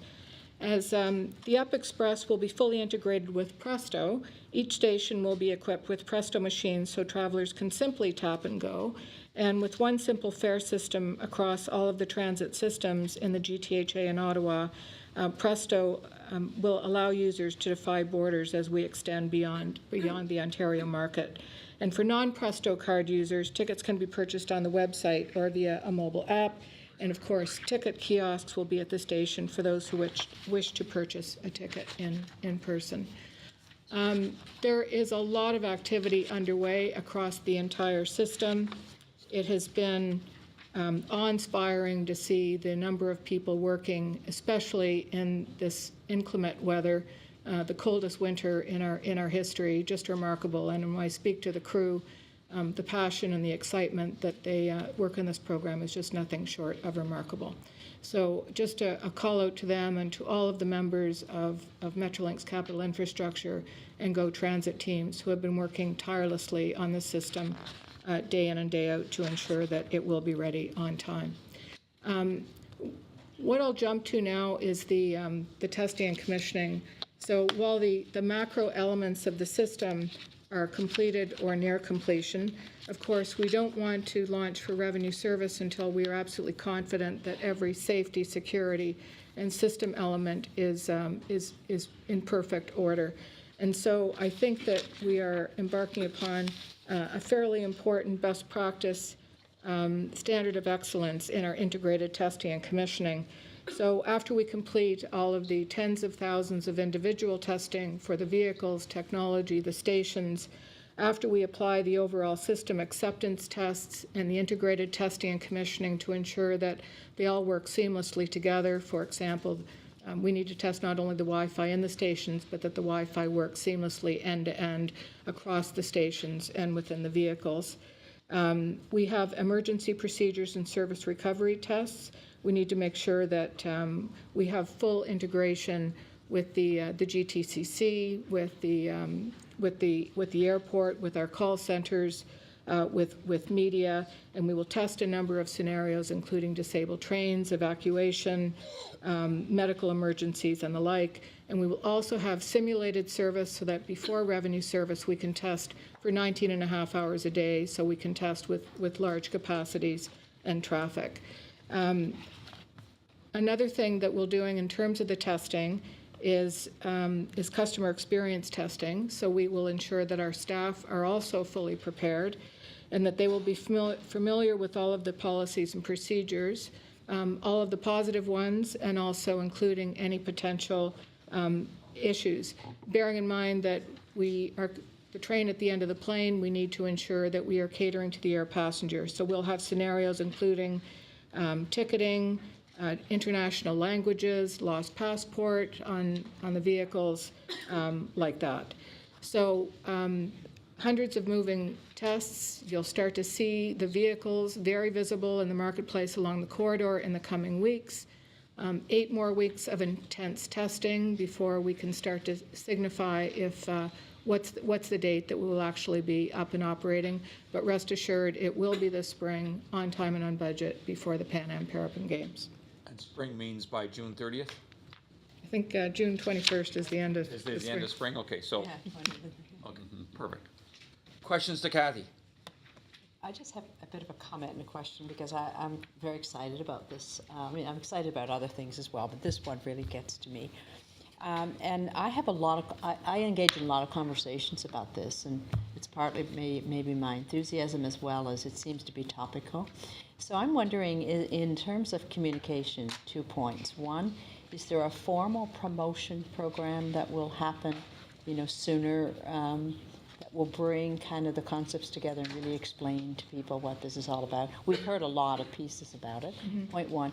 And is there a fact sheet even that we could have, or sooner rather than later, because there's lots of anticipation? The anticipation is building. Already we have 60 articles in magazines that is being written, so that the publicity and awareness is really heightening and will continue to heighten as we get into the integrated testing and commissioning. Happy to provide the board with fact sheets. We have materials that have been prepared for media as we gear up for launch. We now have our pre-launch marketing campaign underway. As we get closer to launch, we will continue to accelerate that. So we are heightening awareness in the domestic market and the international market as well. Once we complete all of this testing, we will start to invite key stakeholders in advance of the revenue service so that we can make sure that the media and key stakeholders are apprised and familiar with the operation. And it also enables us to do further testing before we go into revenue service. So I think increasingly, Rose, you're going to see more and more awareness and activity as the interest heightens. Thank you. Rahul. Just to follow up on the Union Station part, particularly around the customer experience. So Union Station's clearly got a lot of work to do before it's all done. Don't say. Tell me.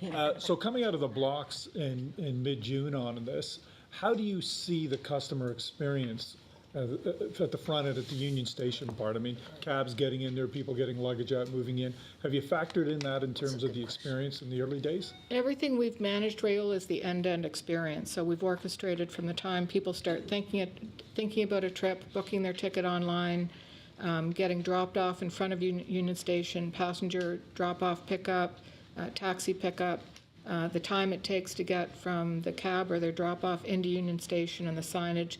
I think it's one of the elements of this program that is really quite special to us, because we wanted to meticulously manage every single touch point from the customer's viewpoint, end to end, and that includes getting through Union Station. Oh, well, the plaza, for example, outside Union Station, which is still under construction, will it be finished before we launch? Like, what's the intersection of the Union Station construction with the up? Assume you get the up piece all done, as I'm sure you will, and the corridor going to it.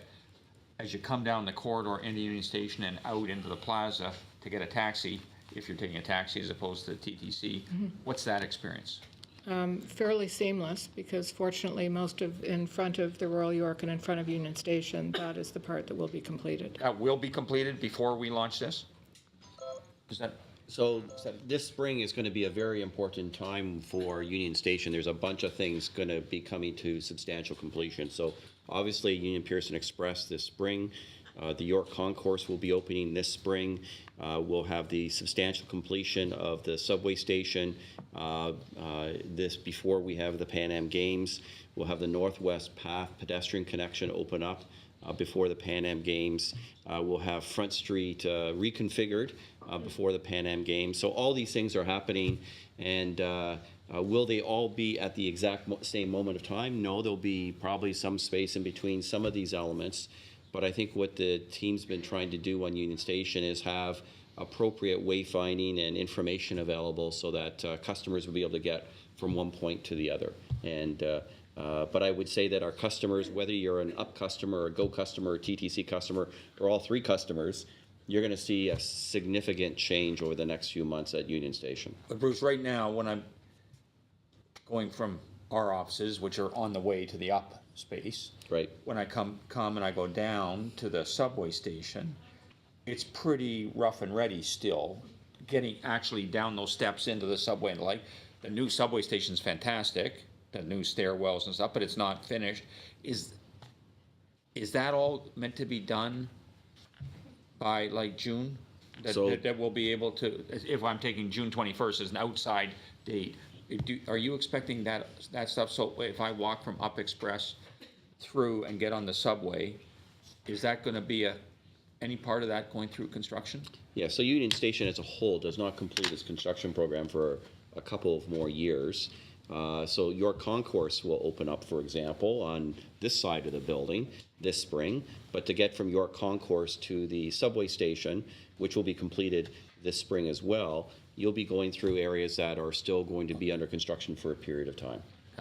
So signage, wayfinding, information is going to continue to be key to help people navigate through Union Station as it continues with its program. Okay, and the completion of that gap, I'll call it, between the York Concourse and the entrance to Union Subway Station, that's a couple more years, that patch of, what I'll call it, the east half of Union Station, lower level?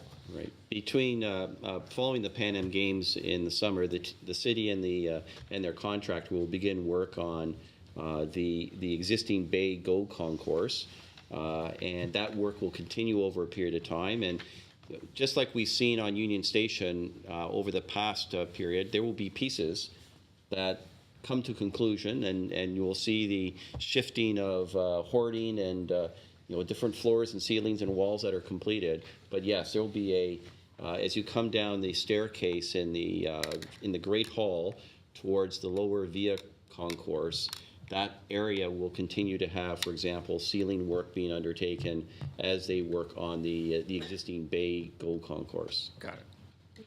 So can I just ask a quick follow-up to that? So when all of our Pan Am guests arrive out at the airport, they get on this lovely express, they come downtown, they come to Union Station, are they walking into a construction site? No, and to be clear, if you're coming from Union Pearson Express Station down the Skywalk into the GO system, for example, you'll be going from new space into new space into new space. So that transition will be all very modern and complete at that point in time.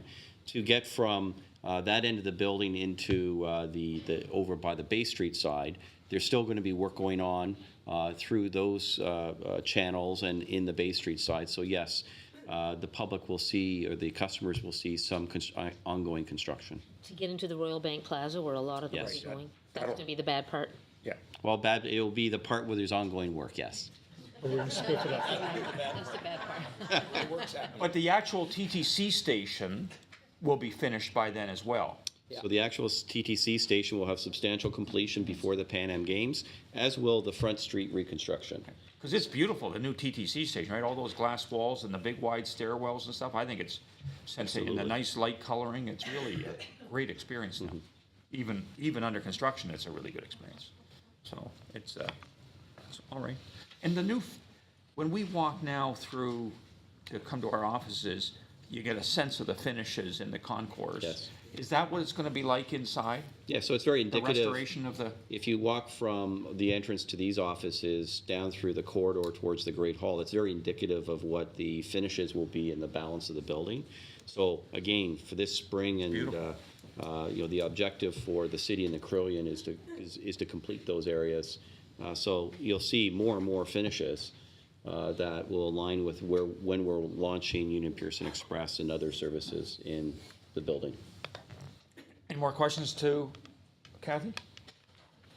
Make it happen, Kathy. Kathy. Don't screw it up. Oh, good. At the 11th hour. Really good, really good.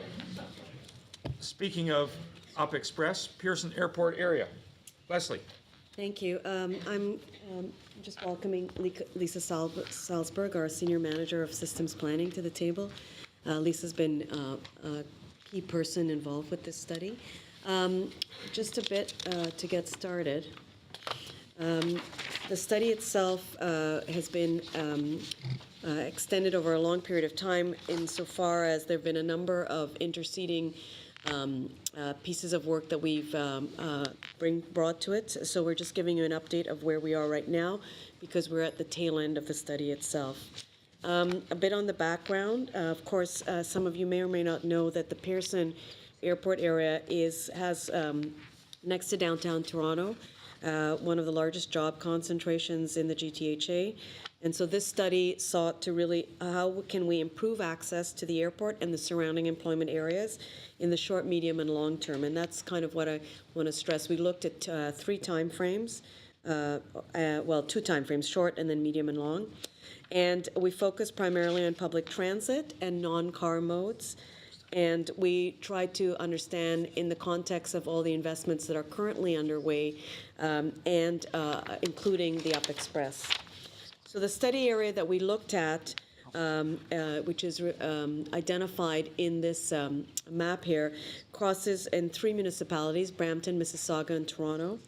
We did a little overview of and the chart there shows the relative proportion of airport employees to employees of the surrounding area to the airport and then to airport passengers in general, and looked at the percentage of trips, the types of trips by transit, and roughly when those trips were happening, and the origins of them.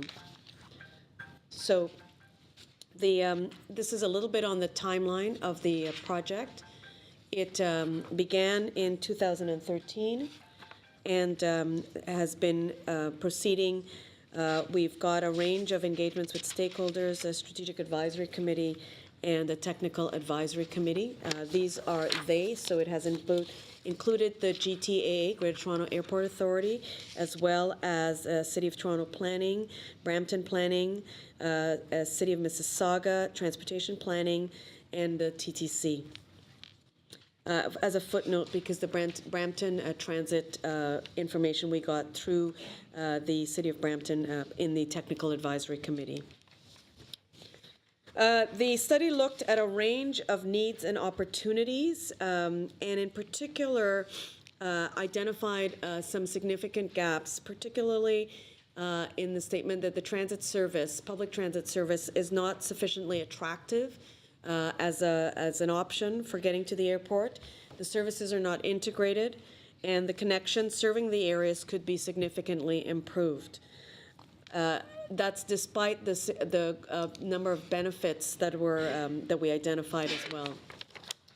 The study came up in consultation with the numerous providers and municipalities, a series of short-term recommendations, specifically looking at fare integration between TTC and MyWay to better service the airport corporate center, improvements to passenger information. It was sometimes as simple as not having the information out there, even though a service did exist.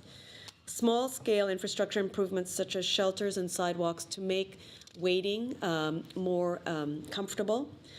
Improved access, bus access to airport from Airport Road. Transit signal priority queue jump lanes for transit that's servicing the airport area.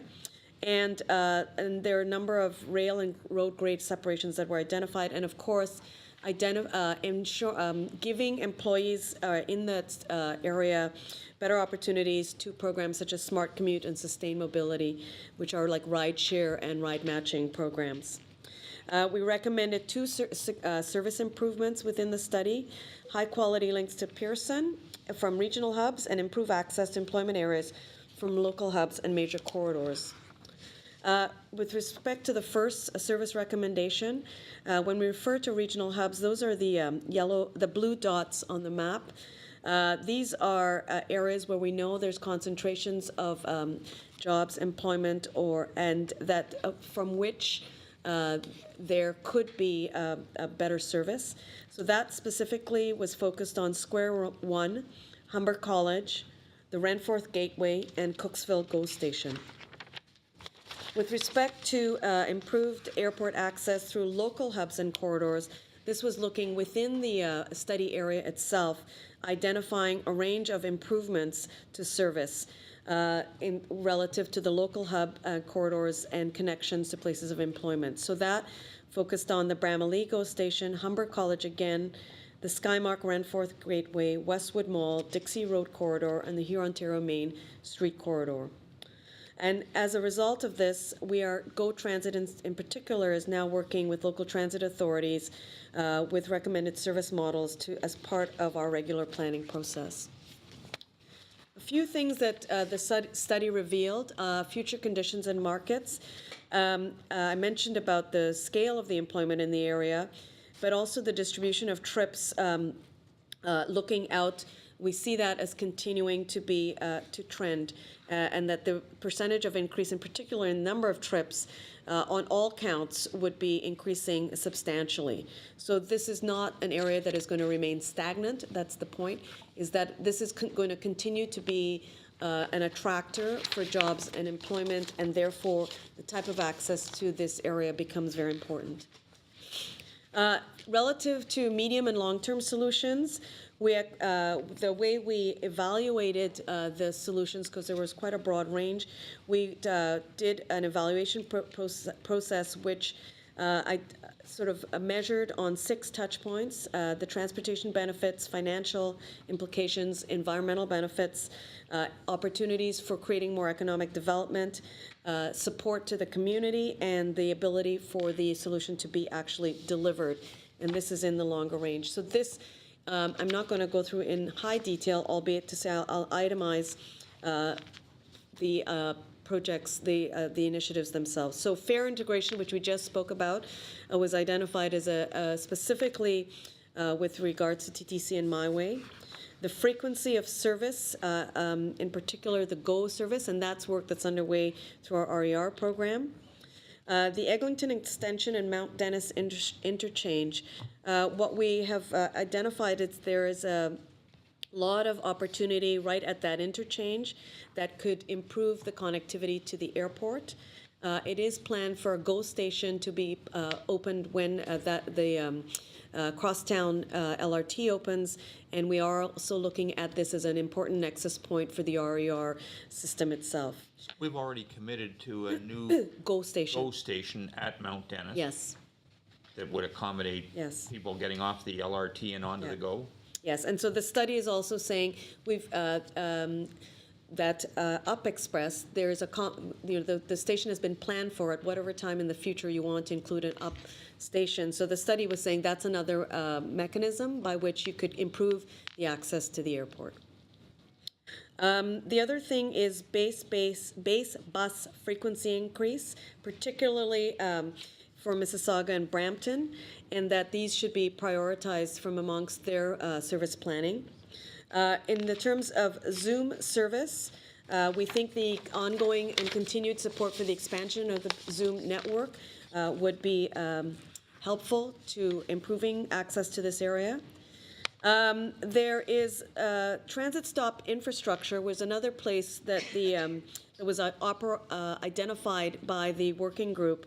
They felt that there were a number of small-scale investments at the actual stops themselves that would improve the attractiveness of the service. And I mentioned transit vehicle priority measures and active transportation projects as well. What we then did is took the cumulative of all these recommendations together and tried to evaluate what kind of benefits we would garner from if we were able to implement both the short and medium and long-term recommendations. And the chart on the right there on the right demonstrates a delta of about about 3% increase, 2.5 to mode share shift with the recommendations. We felt that a phased approach to implementation and a logical progression would both promote the long-term solutions and the short-term adjustments, and that all the proposals enable and build towards longer-term projects. In terms of next steps, we are finalizing the report, and we will be posting it on our website. We continue, as a result of this discussion, there were some really positive discussions with the municipalities and the operators, and so we will continue to advance those, specifically on the short-term recommendations. The considerations of fare and service integration to better serve the airport corporate center, that is being considered as we look at the fare integration itself and the short-term recommendations there. The advanced planning to connect Renforth to the airport, advanced planning to connect Humber, including links to the airport area, and those two activities are definitely proceeding. Using the study findings, obviously, as input to our legislative review of the RTP, and we will now be using the study findings as an input to the Smart Track Eglinton West corridor. I didn't really mention this, but one of the next pieces of work that we're going to advance coming out of this is specifically in the EA for the Eglinton LRT. The LRT EA terminated right on the border of the airport property. We're now going to work, and we ended it at the time because it's a fairly complex piece of gymnastics to get rapid transit into the airport. So we're now going to take a more detailed look at that as a next phase of work that is coming out of this study.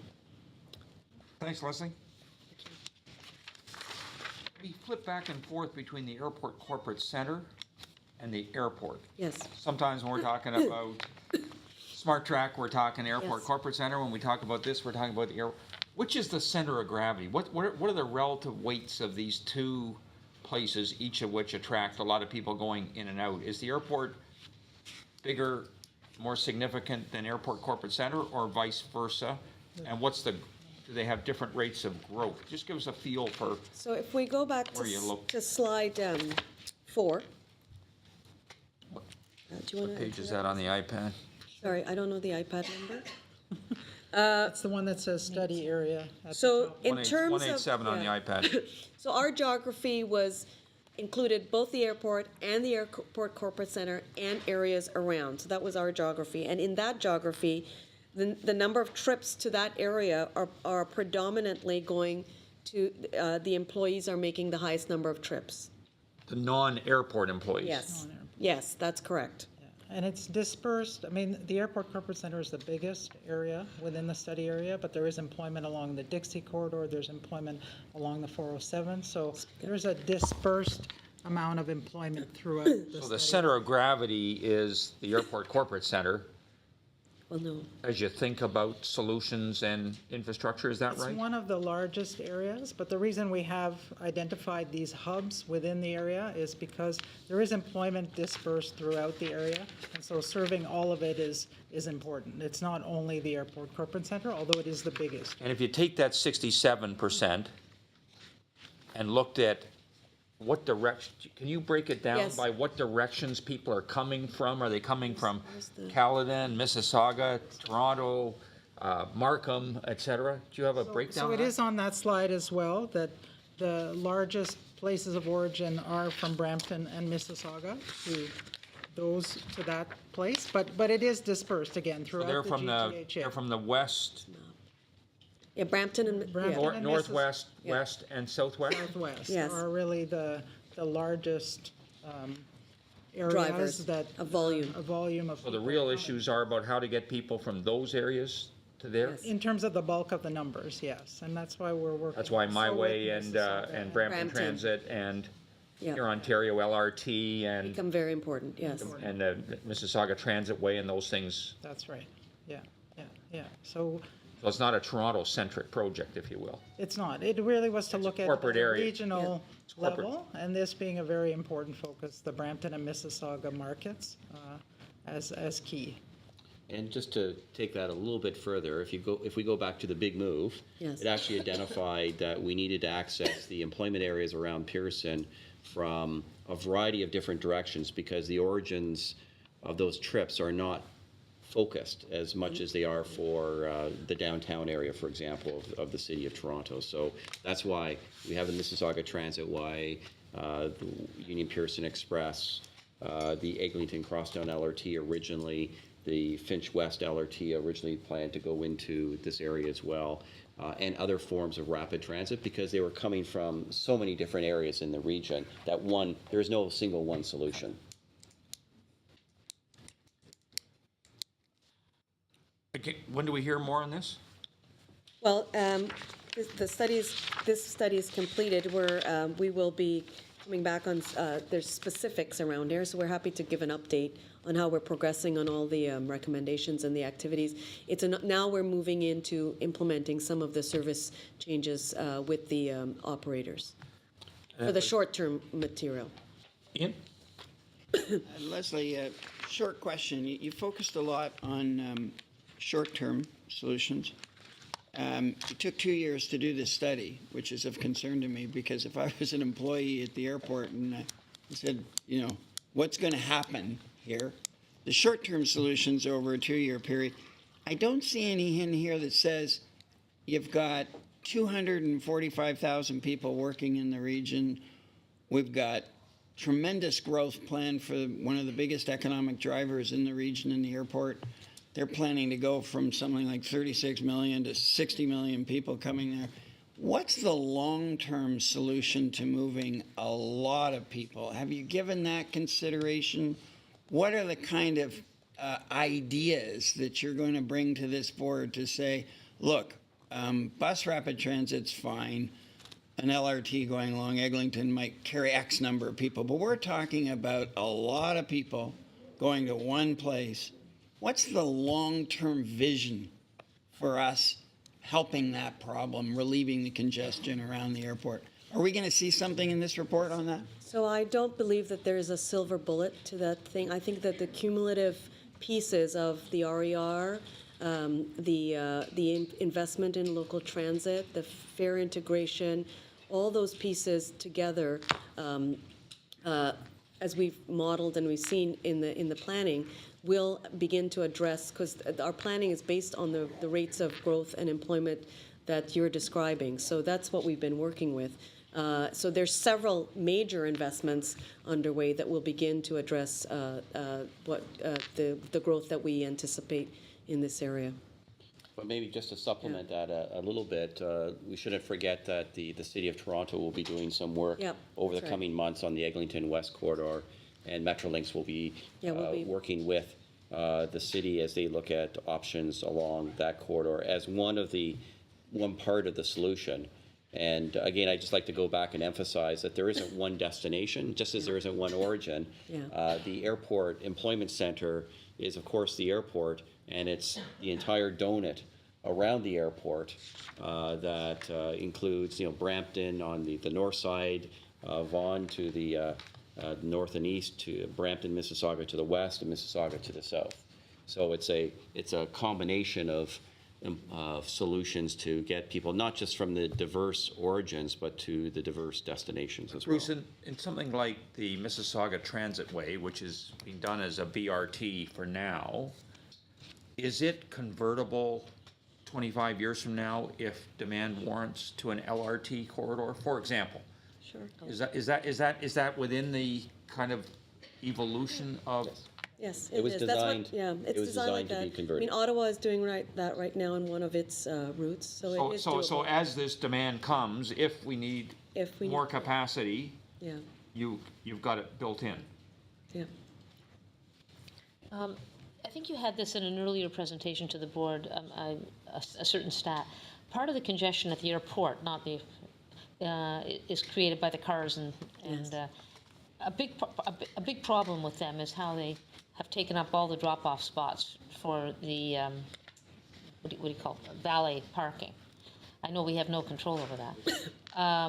But what percentage of the car traffic do you think the upline will reduce? What do you think the impact of the upline? I think we have that stat at an earlier meeting, and I think it's around 10%, but maybe I'm completely way off. That I don't know off the top of my head. Kathy, you go. Do you have that stat? Yeah. No, we can get it to you. So I apologize, I don't have that. But do you think it's like a lot or small, big or small? We've estimated, I think, a lot of car trips off the road as a result, but I don't know what the percentage is. But you'll recall that for the, as we ramp up the service on Union Pearson Express, we're anticipating that 1.2 million trips will be taken on that facility. You know, and a big proportion of those are people who right now are either driving or taking a cab or a limousine into I'm just wondering the but we can impact. get you those numbers. What the impact of plus these other improvements will be in terms of the congestion caused by the cars now. I just think one of the factors is that we continue to grow as a region, and the numbers, as we've seen, sort of are going to continue to increase. So whatever benefit will be taken up. We make benefit, but the growth in itself is a big driver of increased traffic on all fronts. But if you have access to the airport from all directions using some version of transit, whether it's LRT, BRT, whatever we have, that's going to make a big difference cumulatively, isn't it? And it's a much more efficient way to use the infrastructure that we have. Any other questions to Leslie? Just a really quick one. If Mount Dennis went ahead related to Up Express, what does that do to the commitment of time that it would take to get into Union from Pearson? Sorry, just make sure I understand the question. So I If read we in go here, ahead it with says an upstation proceed at with an Mount Up Dennis. Express station at Mount Dennis. Yes. What's the corollary impact then for? Oh, adding time to that trip from Union Station? Every station probably adds 3 to 5 minutes in terms of travel time from the acceleration, the deceleration, and the dwell time. So 3 to 5 minutes will be the impact of a normal station. And again, going back to Leslie's earlier comments, when we talked about additional stations, you then look at what are the benefits of attracting ridership and increasing travel times for that population against the costs of increasing the travel time for the other population. Thank you. Okay. Lisa, nice to see you back at 110% at this table. Really nice.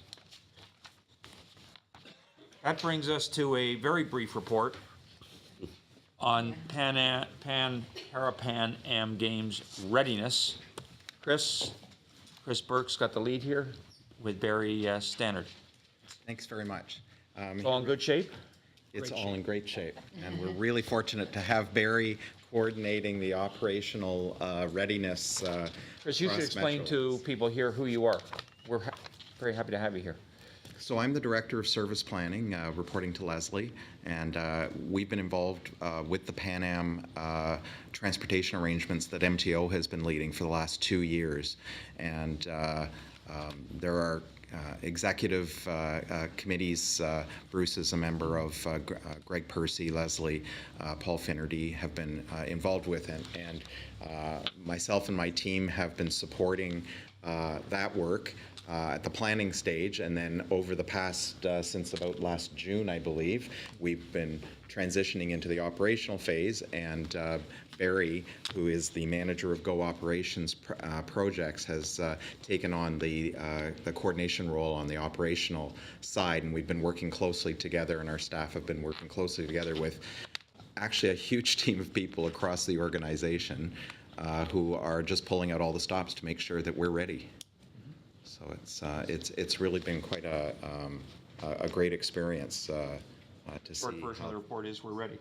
It really is the short version. So I will skip through and just hit some highlights for you in terms of the Pan Am Games. There we go. Okay. It's the green button, Chris. So the Pan Am Games, the real key here is we have both the Pan Am Games in July and then the Parapan Games in August. The much bigger impact for Metrolinx services is actually the Pan Am Games, partly because of the size, but also because of the geographic location of the venues. For Pan Am, they're more geographically dispersed, and the modeling shows far more people using the GO system, for instance, to get to those venues. Parapan tends to be more concentrated within the city of Toronto, and it's likely to have less of a direct impact on all of our services, and particularly the GO system. Our real key role here is spectator transportation. That's the main focus in terms of service. And TO 2015 is actually responsible for moving the athletes and the officials, that sort of thing. So that's our primary focus. But we're also, in doing that, not just looking at the wheels on the road and on the tracks, but also in providing people with the appropriate information and in supporting the travel demand management to help make sure that travel in the region is as optimal as possible when the games occur. With respect to GO services, we've got special things we're doing during the games, both on the train side and on the bus side. On the train side, the key is that we have the major Hamilton Soccer Stadium, which is where the Tiger Cats play in Hamilton, as being the major venue that's located outside of the city of Toronto. And that venue holds upwards of 25,000 people. We'll be running special Lakeshore West service to the new James Street North GO station, where people will be picking up shuttle buses provided by Hamilton Street Railway to the venue and then back again after the games. Those soccer games occur every day of the games. So that's probably the biggest impact on us from a GO service perspective. The second big impact on us is what's called Pan Am Park, which is Exhibition Park. So Exhibition GO Station is right on the doorstep of that venue, and we are providing additional service at that station to accommodate spectators for quite a large variety of events that are occurring there. And the third important impact and readiness has to do with accessibility measures, making sure that we have all contingencies in place to make sure that our customers, whether they're our regular customers or they're new customers for Pan Am, have the accessible services that they need to get where they're going.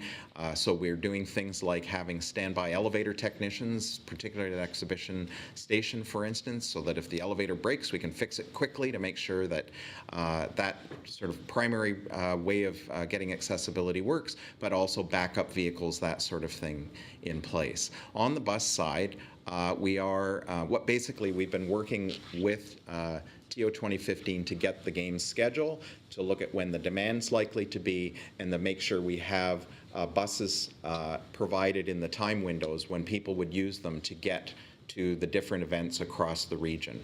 And then, of course, making accessibility a priority across that whole system is also a key challenge for us. One of the I think most exciting things that's happening during the Pan Am Games is the establishment of the Unified Transportation Coordination Center, and Barry's been very involved with this. And this is basically a center where people from the transit, transportation, and integrated security teams will all come together. So the GO Transit Control Center that Barry has deep involvement in will have people embedded in the MTO center the MTO Control Center that will run all of this, along with representatives from the TTC, and from MTO and from the Integrated Security Unit and others. There will be direct hard-linked computer and communications linkages, and this is going to enable sharing of information, close monitoring of situations, the ability to react quickly to events that might occur out there, accidents, that sort of thing, and make sure that we're as efficient as possible. This is what I think is one of the biggest legacies of the games, is the collaboration and coordination that's happened on that front. And Barry can certainly speak much more deeply than I can on that front. So certainly one of the key things that, important things for us during the games is to make sure that we pay attention to the augmentation of safety and security. And the real key there has to do with making sure that we're prepared for the possibility of crowds in specific locations and that we can address those. We've got several locations, 14 GO stations that are designated as games transit or mobility hubs, and this is basically where people are encouraged to take the GO or other systems to get to this point, and then special shuttles operated by local transit operators will take them to and from the venues. And so signage and wayfinding and different accessibility challenges are particularly important in those key places. And this is a map, I won't take you through it, but this is the map of the games network. That's sort of the skeleton of the backbone of the system that people are going to be encouraged to use.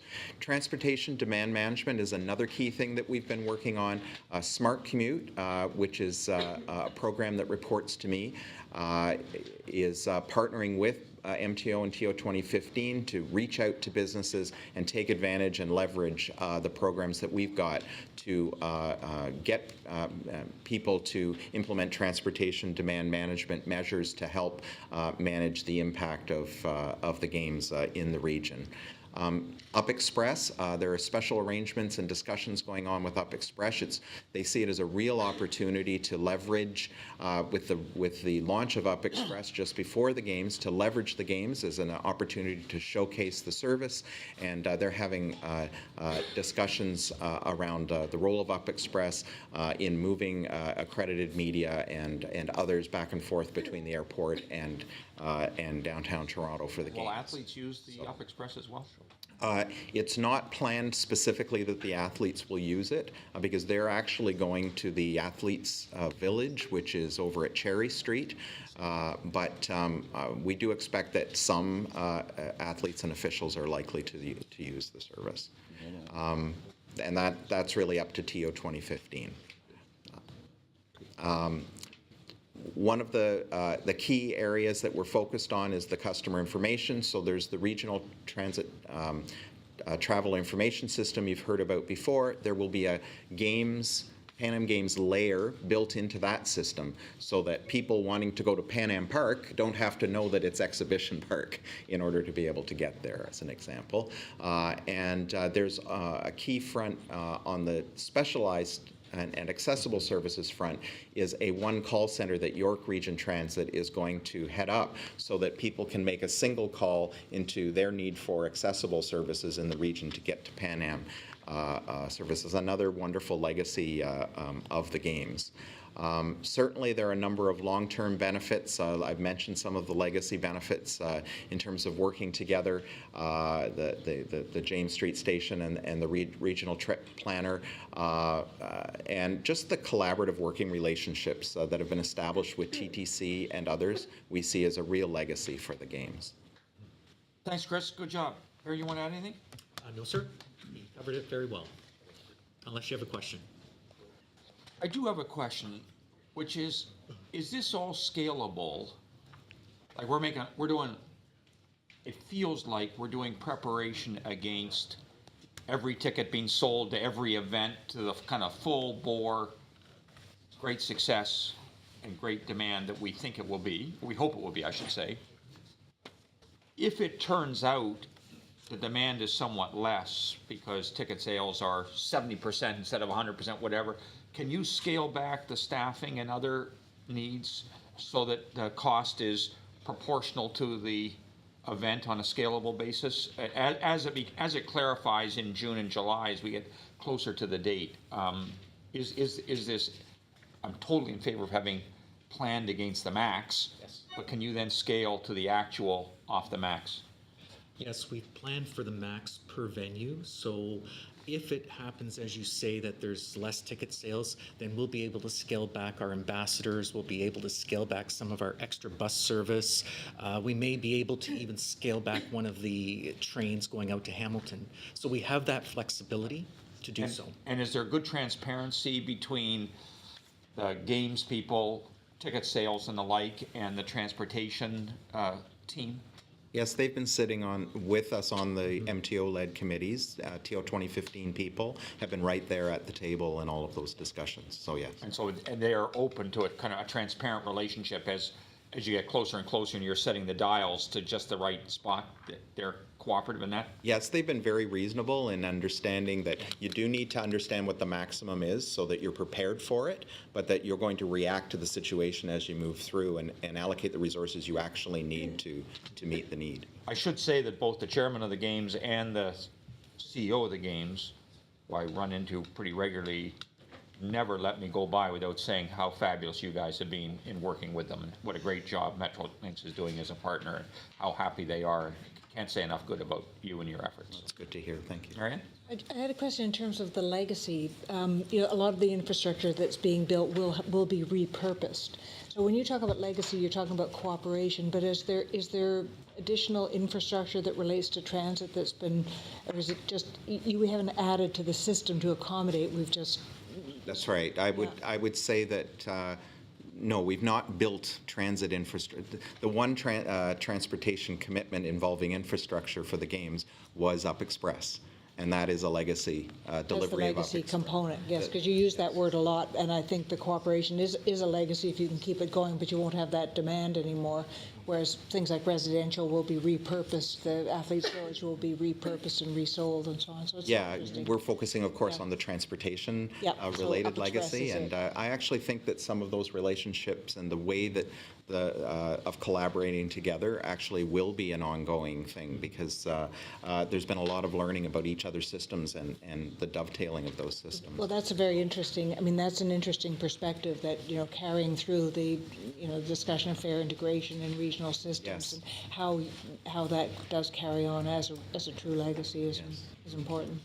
Big investment. Operationally, there's many legacies that we're experiencing just working with local transit through our bus radio system, for instance. We're introducing radio interoperability. Well, we don't have that today, where GO buses can talk to Mississauga transit buses, of course, under the control of our control center. Communication systems as well that will then carry on. Are they still? That's additional funding that was provided to do that. But once the infrastructure is in place, you're saying that communication.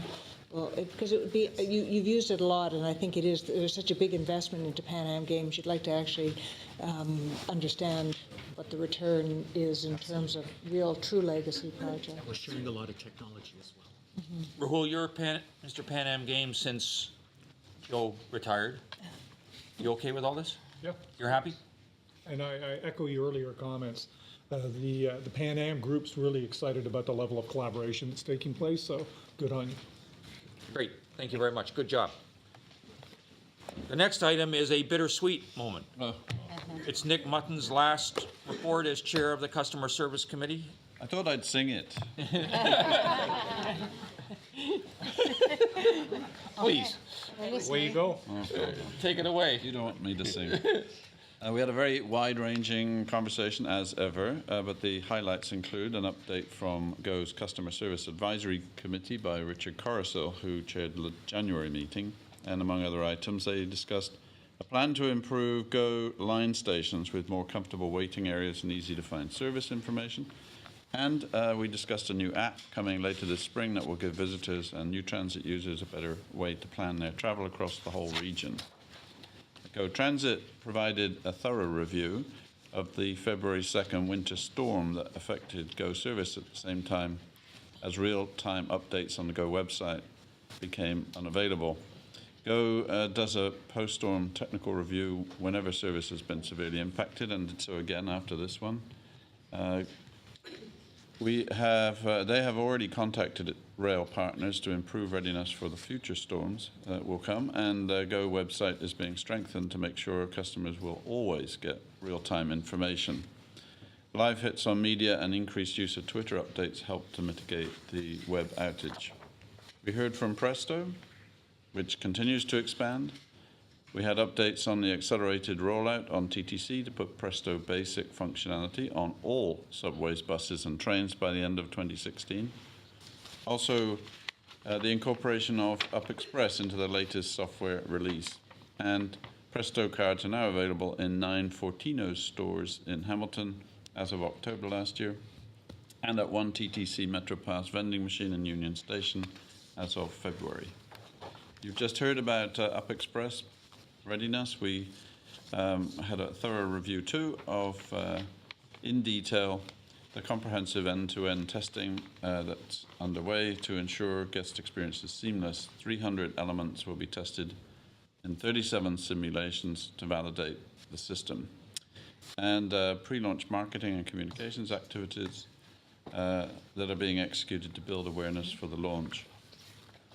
Anyway, yes, it is my last meeting. I just wanted to take a moment to personally welcome Chair Marianne McKenna to this enormous task.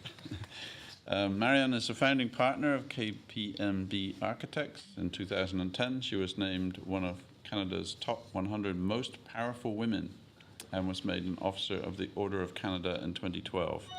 Clearly, she's up to the task. And the committee is thrilled to have her leadership for hopefully many years to come. Thank you. Nick, thank you very much. Marianne, congratulations. Good luck. Thank you for agreeing to serve. Any questions to Nick? The status of Wi-Fi on the trains. Bruce, what's the status of Wi-Fi on the trains? So just recently we had an announcement to expand our Wi-Fi availability. Right now we have station access Wi-Fi, and by the end of the year our objective is to get it at all of the stations. The challenge for free Wi-Fi for our customers on trains as they're traveling is a challenge we're still grappling with. One of the issues that we face is that there isn't universal coverage along all of our corridors. There actually is blank spots where you cannot get a signal. We have been talking to the service providers in terms of filling in some of those gaps in the corridors. But as you think about, even in downtown Toronto, there are spaces to the west of Union Station and the rail corridor where you can't really get a signal at this current time. And then when you add on to that, going out to as far as Kitchener, through rural areas, as you get to Kitchener, there are areas that there isn't great coverage. So we are talking to the telecoms about how they can invest in infrastructure, and then how we can think about what's the model where we can get the infrastructure on trains themselves that allows reasonable access. It may not necessarily be a model where we provide the infrastructure, but if a partner can provide that infrastructure at some kind of a discount to Go customers, we're looking at a variety of different models of how that could happen. How are we doing it on the Up Express? We are providing basically the equipment in stations, as we're doing on the rest of the stations, and then providing it on the trains itself. We're making that investment, and we felt that was part of the value package that we needed to provide for that kind of service. To retrofit that kind of infrastructure onto the balance of the Go system is a fairly significant capital investment. We consistently have been tested our customers about where they want us to see us make investments, and I think generally the feedback we've gotten over time has been they would like to have more Wi-Fi availability, but they definitely want more service availability. So we've been trying to put more emphasis on more service as opposed to making the tens of millions of dollars investment in Wi-Fi infrastructure to enable Wi-Fi on all of our trains. And it's that level. It's tens of millions of dollars to do it in all the trains? Yes. So it's a big number. Any other questions? That brings us then to the quarterly reports, and we'll rip through them because we've already heard from some of the officers. The first is the Up Express quarterly report. It's all into readiness now. Are there any questions that you didn't have a chance to ask Kathy before? I see none. That brings us to Robert Hollis and Presto. There's again a heck of a lot going on. Robert, is Robert here? Yeah. Robert's back there. Were there any questions to Robert on all that's going on? I see none. That's good, Robert. Nice progress. Very nice progress. That brings us to Greg Percy and Go. I say a tough month, but things are going well. Any questions to Greg that's not answered by his report? I see none. That brings us to Leslie, who's had 3 or 4 innings already today. Any questions on the matters Leslie didn't touch upon in her presentations today that are in the report? I see none. Nice work, Les. Thank you for all of it. Judy, strategic communications. Lots, again, with all the work going on, you got to communicate it all. So anything you want to tell us, Judy, that's not in your report? You're good? Any questions to Judy? Next is executive, no, Capital. I skipped over, sorry, I touched too many buttons on my iPad.